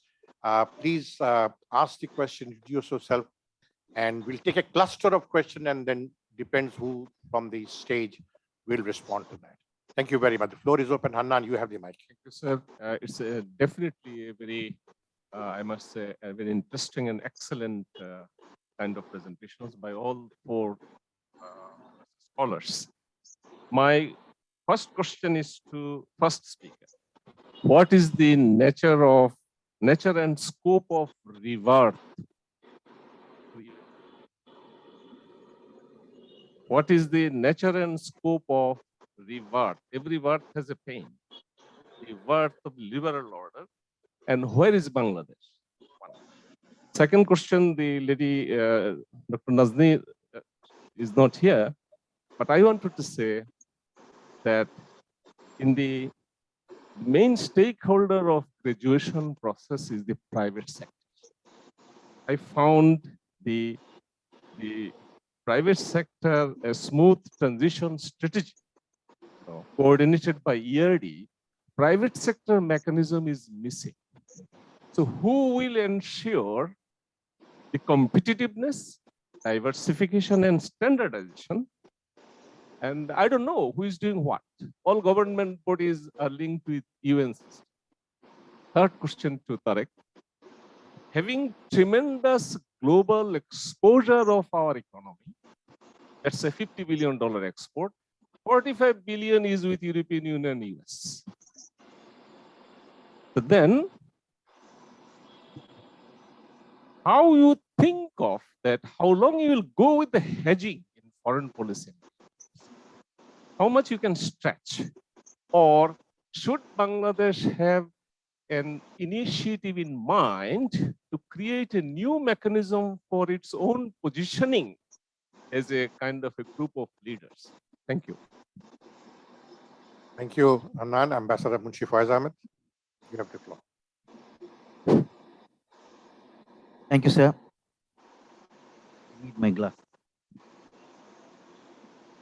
Couple of questions, really. And number one is, we all talked about the very unstable situation in the global order as a challenge. But is it not also an opportunity, particularly for countries like Bangladesh? Because when there is a fixed, rigid framework of order, very little countries like Bangladesh can do. But when there is a flux, there is an opportunity for us to put forward our ideas and try to get into the table, onto the table. So I think this is also a challenge. And what Shimul concluded by saying is that thinking about some kind of an arrangement among the resident countries in Indo-Pacific to create the agenda or the narrative. I think that is something that is very important we can look at, and would like to hear from the presenters on that. Then on the presentation by Ms. Nazneen, I think there is one thing that was definitely missing, is that the focus was very much on export. Bangladesh's contact with the rest of the world and exporting and getting the benefits of this export. But also important, isn't it also important that our domestic market, domestic economy should be strengthened, while at the same time we also pursue export, etc. So that is something that I would like to emphasize and like to hear from some of the commentators. The last point that Shimul was making, Tarek was making, is about the new concept of the minilaterals, and the idea that these were more homogeneous and it was easy to make decisions. Is that really so? Aren't these 3 or 4 countries also having their own agenda with contacts with China and other countries? Aren't they all hedging their position regarding their relations with China vis-a-vis USA? So I would like to hear about those things. Thank you. Thank you, Ambassador Faiz. Professor Anwar, you have the floor, sir. Thank you, Mr. Chairman. I mix my comments and questions together, but should be very brief that I undertake to do. Now, can you hear me? Okay. I think order in the context of the world is a misleading word. The world has been from its day one of existence been disordered. So I always use the term system. Order is a positive term. System is an open term. So it has always been disordered, the world. Second, change. The world has been changing from the day one of its existence. It is changing, and it will be so in the days ahead. Third point, Mr. Winston Churchill once said to us, that there's nothing wrong with change if it is in the right direction. Now, my humble question to all the erudite presenters, that is the change that we are witnessing in the right direction? Number one question. Second, when you say national interest, if it is in the term of a systemic or orderly manner, it has to be enlightened national interest. Merely saying national interest would be misleading. Mr. Putin is doing all hell of things to secure his national interest. Xi Jinping, Chinese president, last year also said we have nothing but national interest. So we are witnessing what is being done in the name of securing national interest. So it should be enlightened national interest if you mean peace and order in the world. Back in 1987, we got a book written by American professor Paul Kennedy, Rise and Fall of Great Powers, in which he forecast the rise of Asia-Pacific region in the mid-21st century. We are witnessing that. What kind of region it's emerging? That's the question. And finally, I have one introductory comment.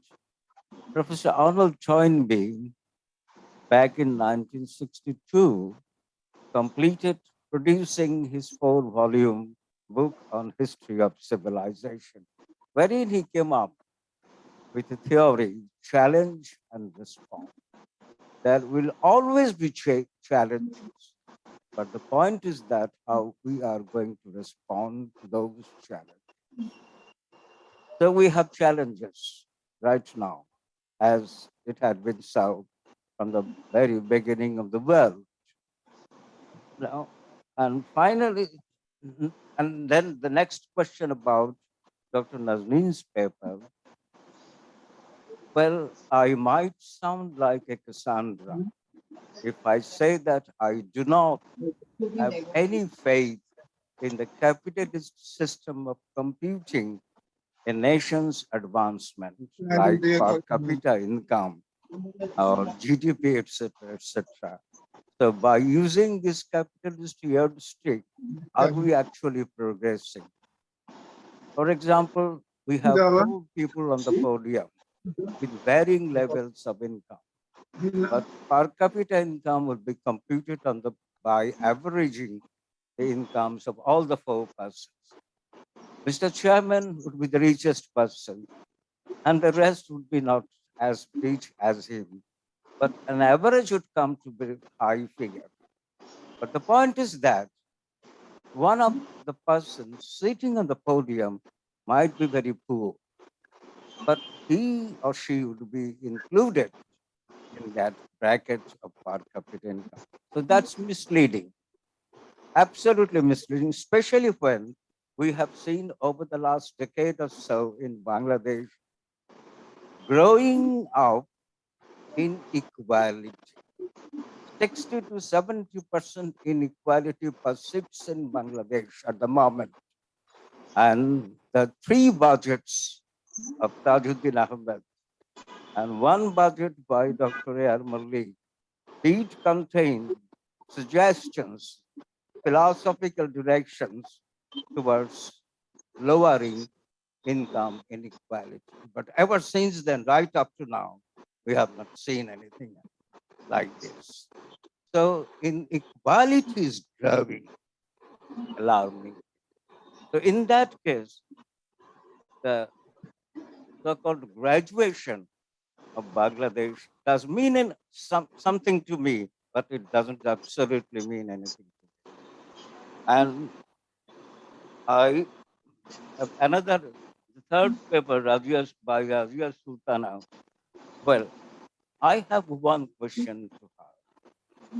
Do we have anything institutionally promoting cultural diplomacy of Bangladesh. Bangladesh Foreign Office, Foreign Ministry doesn't have a wing on cultural diplomacy. And we have a lot to learn from India from this perspective. And finally, I thank and compliment Mr. Tariq Hassan for coming up with at least two very thought-provoking statements. One is the grown strategic importance of Bangladesh. Well, back in 1983, I wrote a small book on the role of the three great powers in our liberation war. The beginning of that book contains a small section on the importance of South Asia as a region. At the same time, I have also touched upon the importance of Bangladesh. And I agree with you 100%. Bangladesh does have limited strategic autonomy. Thank you, Mr. Chairman, sir. Thank you very much indeed. Thank you, Professor Anwar. Any further question? General Amsamin, you have the floor. Mike Tonagan.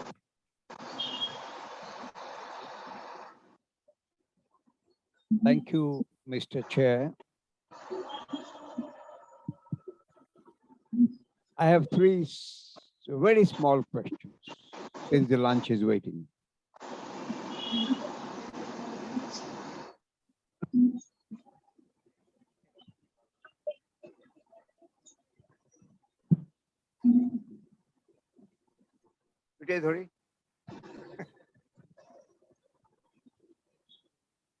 In fact,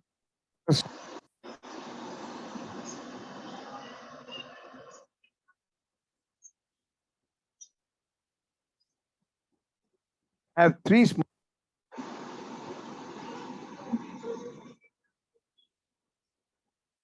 Russia. You see the world falling into Thucydides' trap. Second one is for Dr. Razia. In the questions of national interest, you very lightly, but what are your views on the domestic interest like state of democracy, state of law and order, state of unity or disunity, partisanism, and thereby making this beloved country of ours vulnerable to pressures from all over the world. The last question to Dr. Tariq, or Mr. Tariq, I don't know, you probably doing some PhD work. How do you look at the regional level, the ability of Bangladesh, despite constricted strategic situation, role of Bangladesh in terms of developing useful diplomatic relations in South Asia, vis-a-vis the fate of SARC? Thank you.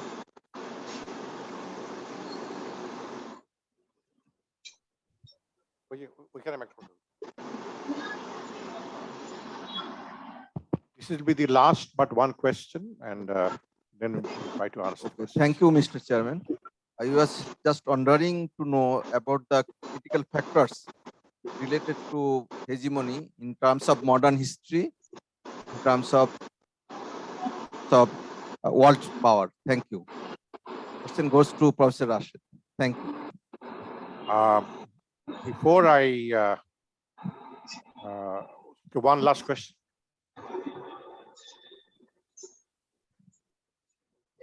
Thank you very much, sir. I'm Dr. Zahid Khan. I'm serving as a dean in Bangabandhu Sheikh Mujibur Rahman Aviation and Aerospace University.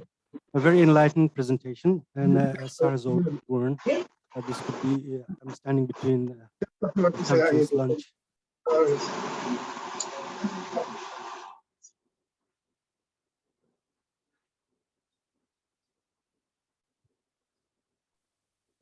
Okay, so at a systemic level, in order, or a disorder, as Professor Sarah has already highlighted, requires, fundamentally would require a change in the current structure of United Nations Security Council. Do you foresee, keeping in context of what President Biden has said recently during his visit in Japan, and vis-a-vis the Indian aspiration to become a UN Security Council member and its international standing, particularly with the Western country? The second part of the question, allow me to just put up a little narrative here, because it comes as a reader of international relations. I look into methodology for two of the presentations that has been given by the research fellows. Whenever we talk about any constellation, alliance, blocks, to be very simplistic, it originates from two different factors. The other one is material factors. Some of you have touched on the norm deficiencies, UN-based norm deficiencies, which becomes prominent when the global order is in inflection point, like what is happening in Ukraine. So much of interdependency with material factors did not stop because the ideational factor triumphed the decision making. Now, I put you a evidence, which I haven't heard in this, out of nearly 13,000 UN General Assembly votings. If you compare the position, the policy position of the nations vis-a-vis Bangladesh position, vis-a-vis India and China, you can actually find the inflection points. Out of 44 occasions in which we have voted against India, 24 resolutions in the UN General Assembly were related to the regional security issues, disarmament, nuclear non-proliferations. And this is a very big contradiction at the ideational level for us to form any constellation when it comes to regional security. So these are the research findings which could come in when we sort of deliberate on these issues. So my questions to you is that on this, and which the chairman was highlighting, centrifugal force, do you consider such things, such comparisons, the policy positions taken by the regional states in multilateral forum, like the UN General Assembly, should be inputted into your research forecast what type of constellations, ideationally stable constellations, security constellation we can envision for this region? Thank you. Thank you very much for all your questions. Before I give the floor to the presenters to answer, I just like to slightly add correction to what Professor Anwar's statement of average. Looking at this table, the chair is not the richest, he's the poorest. He relies only on the reduced interest rate of FDRs for his livelihood. Now the floor is open for questions, and it's up to you. Maybe you start with Rashid, and then we go to the others. Thank you, Rashid. You have the floor. Thank you. Thank you, ladies and gentlemen. Couple of questions which I've not written them down, so I'll try to answer them in general. With regard to the first question,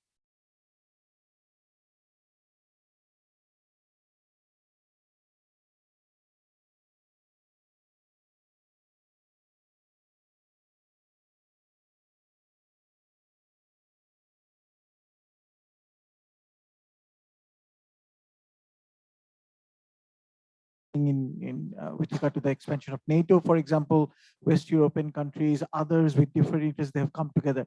But saying that, I should also add that if you look at the growing disagreements which are popping out over the war in Ukraine, that is again an important issue. Just a few days back, there was a report which asked a very important question, that if Ukraine decides to go down a path of reconciliation or peace with Russia, how is United States going to react to that?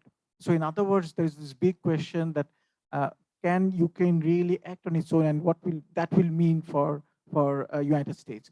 also the same goes for the different Western countries which have joined the, or which have got on board right now. They have the different interests. As the Russian gas supplies disappear, that is going to affect the economy, that is going to affect the people. If you have Ukrainians being absorbed in European economies, how is that going to affect them?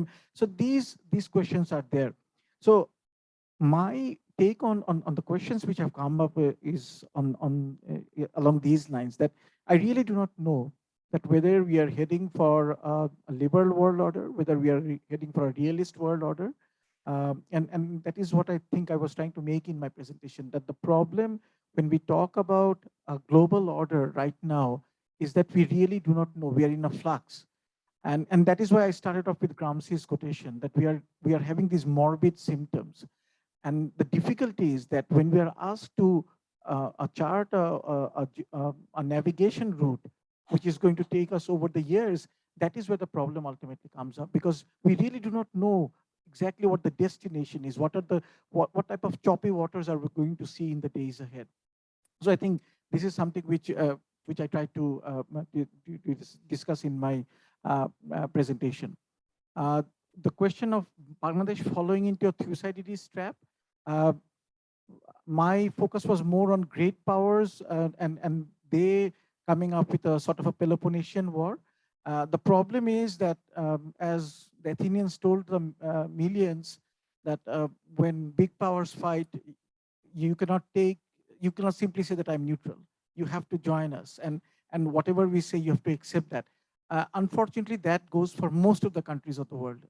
That is a reality. But until now, we have been able to navigate that. But whether we can do this in the days ahead as the passage becomes narrower, that remains to be seen. So that challenge is there. With regard to the question by Muqaddam sir, maybe we can discuss this later because I think I may need some time to answer that. Thank you, sir. Thank you for raising the questions. That's really, fascinating for me as well. So I want to, address some of the questions that I feel I can, address. The first question that comes from the floor is that whether Bangladesh has its own mechanism to go forward in this current world order scenario. I think that's for sure that for new world order we have challenges, but from the floor someone has said that we have also opportunities. I fully agree with that because if we want to survive in this changing world order, small countries or the the upper middle countries, we have to have some smart foreign policy. That's what I tried to highlight in my presentation, because if we want to address our national interests, we have to compartmentalize what is our challenges in future, in the changing context. First, I would like to highlight some of the key challenges. The first one is global challenges, because if we look at the market, that the oil price is going up, then the there is a food crisis. Not like that the big powers or the European countries are facing a lot, but at the moment, the small countries or middle countries like us, upper middle countries like other countries, they are also facing. So keeping pace with all the crises, so you have to pursue a smart foreign policy. Now, there's a lot of, what should I say, that divergence of interest based on the definition or opinion of the national interest, because if we analyze the big powers national interest, definitely it will be different. If we define the national interest of, US, obviously, or Russia, they will focus on the hard power politics or like coercion or carrotistic policy. But some countries like us, we have to pursue the smart foreign policy and soft power capacity. We have to enhance this, our capacity. So definitely in this volatile situation, the countries like us, we are facing a lot of challenges. Obviously, in the years to come, there will be some challenges if Russia-Ukraine war is going on or the COVID-19 is back. So obviously, we have to keep in mind all kinds of compulsions to go forward. And domestically, I want to highlight some, because I agree with others that we have still poverty, although we have We have progressed a lot for the last couple of years, especially for last 10 years. But we have inequality, we have rich poor gap. These are the tremendous, I think, impediments for us to go forward, because we have some visions. We have some visions. We have like 230 visions. We have 241 visions to get the developed country, but we have to get rid of all this.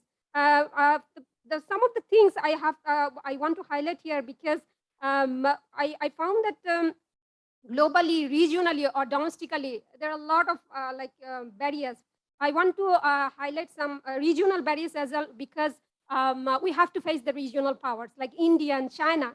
So already Bangladesh has balanced with these two powers very nicely, but we have to, I mean, since we are in a sandwich country in between the two countries, we always keep in mind and formulate our national interest based on these two big powers. Like India is at stake, China is at stake, and we cannot ignore India's vastness. Even other South Asian countries, they also accept this, the power of air, water, and space of India. And we couldn't ignore that. We couldn't ignore that like other small countries. So we have to accept this reality. And at the same time, the regional powers will give us opportunity, because we are opting for the energy security, because we have a vast population. So this kind of thing we have to remember. Also, we have to make a balanced relation with China, because China is our biggest trading partner. Especially they are, investing a lot for our infrastructure. Currently, our 10 mega projects are going on, and China is a big stakeholder. So we always have to, cope up all this changing situation. So one question come from, respected Anwar said that whether there is any mechanism for foreign ministry or, elsewhere to promote our culture. Honestly, sir, from my point of view, I believe that we are lagged behind to sell our culture, cultural diplomacy. Because if we look back to USA, we will see that they promote very nicely the cultural diplomacy. They have McDonald's, they have CNN. And even they have nice movies, they have Hollywood. But in our country, I practically, see that we are very much lag behind in this. I found that in Australia, you know very well that H&M is a very, big brand. But most of the raw materials, most of the finished product, it comes from our garments. But they don't use that. They don't use that logo. So I feel like we need to work on this. How can we, globally, we can sell ourselves. And domestically, obviously, we are facing a lot of challenges. We have to focus on this in this, current context. For instance, I have some 2-3 points to ponder here to preserve our national interest. Especially, I think we need to focus on the primary education, because during the COVID, in the primary sectors, I think a little bit of devastation took place, because there's a lot of dropout rate, and that's increased. So I think the government should invest more on this. We have a, chunk group of youth on this, and we are going to, face in future the industrial revolution, especially the 4th industrial revolution, automation. So we have to have like hill full of youth, and we have to utilize this.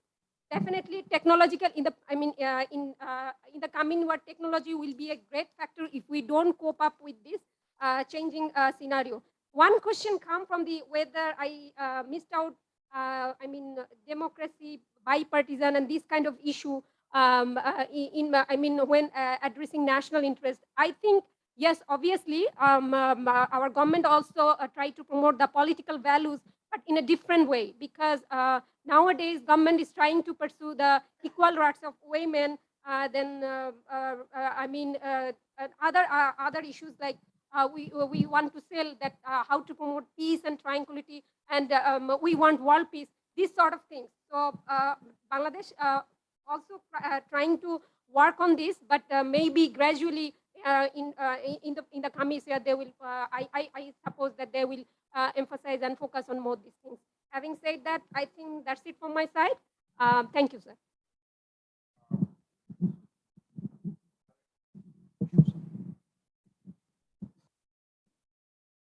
Thank you, respected chair. I will be very brief with my response. The first point that was a question that was asked regarding the trade diversification or We do not have that much trade diversification. The US and EU has been the biggest market for Bangladesh's export. I agree that that has actually put Bangladesh in a kind of straitjacket position when you talk about export. But one of the solution is the trade diversification. We understand that. But we also have to keep in mind that when it comes to the US and the Western countries, Bangladesh is kind of a shining example of being a Muslim country and a moderate Muslim country and having democracy, and also doing very well when it comes to countering violent extremism. And in Global Terror Index, I think we are doing far better than our South Asian neighbors, and also some of the Western countries, including US and many of the European nations. So that's kind of a bargaining chip for Bangladesh when it comes to the social capital, the tremendous social capital, the tolerance that we have as a nation. So that's one when it comes to bargaining with the Western partners. But of course, the trade diversification has to happen. As an economy, if we want to grow and the target that we have, that's very imperative that we should actually consider to look into the service sector rather than only manufacturing. And when we're talking about manufacturing, we should diversify the manufacturing sector. So why I'm talking about service sector, because if you look at some of the European countries, for example, the Scandinavian nations, they have gone ahead. They went forward a knowledge-centric economy, and they're investing heavily within their universities, colleges, so that actually they are, creating professionals which will actually create more, value and add more value to their economy. So as a nation, I think 20 years, 30 years down the line, we have to think in that manner. That will give us much more space for maneuvering when it comes to our foreign policy. The second question that was asked regarding the divergence of interest or views within a unilateral, I think that, sir, you're very true. We have seen that during AUKUS, India, Quad, there was a kind of, understanding that India didn't want Australia to join the Malabar exercise at the primary stage.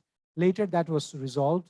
And that kind of divergence of interest or opinion that might actually arise within a unilateral. But the thing is, their advantage is they have a particular threat or particular objective to work with.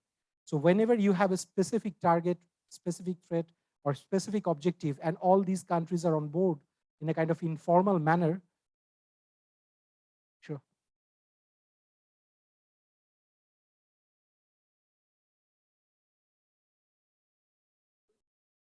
Guarding relations with China is also not the same. That's what. Yeah, exactly. And it's not like, it's not that simple that the countries will only try to go for confrontation, because we have to remember that China is the largest trading partner of many of these countries. For example, India's largest trading partner is China. So they have to trade. That's globalization for us. You have to trade, you have to maintain those complex relationships. Still, you have to manage the kind of competition that you have. So that kind of world we are living in. So it's not that simple to say, for example, like the Cold War, that US and Soviet Union are not trading between themselves. It's not like that. It's a very complex kind of situation that we're living in, and very rightly pointed out, sir. The third question was the regional level Bangladesh's ability or capability. I think it's already increasing. If we listen to Professor Raja Mohan, he was talking about in South Asia, the concentration has been moving towards eastward from from the westward, because Bangladesh is the second largest economy in South Asia. Pakistan is a nuclear state, that's all right, but that, Pakistan's own trouble, their human security issues, and all those issues has actually, got the focus, and the focus is now shifting towards Bangladesh. And if you look at Bangladesh's geostrategic position, it's a door between South and Southeast Asia. So that has been shifted, and I think Bangladesh has a very critical role to play here as a leader in this region. And in that regard, I think SAARC largely has been defunct because of India-Pakistan rivalry, we all know that. But Bangladesh has found out avenue from BIMSTEC and other sub-regional groupings like BBIN. So trying to work out in the sub-regional groupings how to actually contribute for this region and kind of, prosper as a region. And we have seen that the energy has been one of the idea, the physical connectivity has been one of the ideas of cooperation within these groupings. The last question or point that was raised between ideational and material vis-a-vis material norm logic behind this grouping. I agree that, but I think we have to look at it in a way that it's not always only, it's not a binary choice. That's my opinion. It's not always ideational versus material. I think sometimes it's very much intertwined and masquerading one another. So when US is trying to say there is a human rights violation in this, our ex-country, we also have to remember that whether US has a kind of geostrategic interest in that country or not, or any other, superpower, when they're saying that this is out of norm or this is not the international law that this country is following. I think there is also material goal or objective to do that, because we have seen that in many other countries where human rights were violated, norms were ignored, but the great powers didn't have any say in that situation. So it's not only either this or that. I think it's a kind of mix of things. So it's very important to kind of identify and kind of understand the nuances that we're talking about. So thank you. I think I answered my questions. Thank you. We have come to the end of our session. Just my closing words is that, first of all economic relationship Bangladesh enters into, investment has to be an integral part of it. Because we only look at export and trade. Investment is very, very important to us.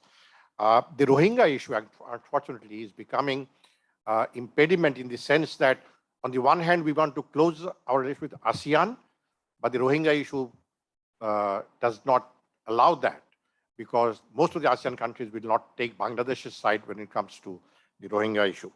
I fully agree with Professor Anwar that the word order, the days of ordering are over. It should be a global system we should be talking of. Lastly, main motto of Bangladesh that is always has been that close economic, political, diplomatic relations with one is never directed against anybody else. That is a very, very fundamental point of our foreign policy. I thank the BISS once again, very sincerely, for organizing this very timely and very relevant conference, and for achieving gender parity, not only among the discussants in numbers, but also the quality of the discussion that is taking place. I thank the questioners for the very valuable inputs, and we can now bring this session to a close. I thank you all once again.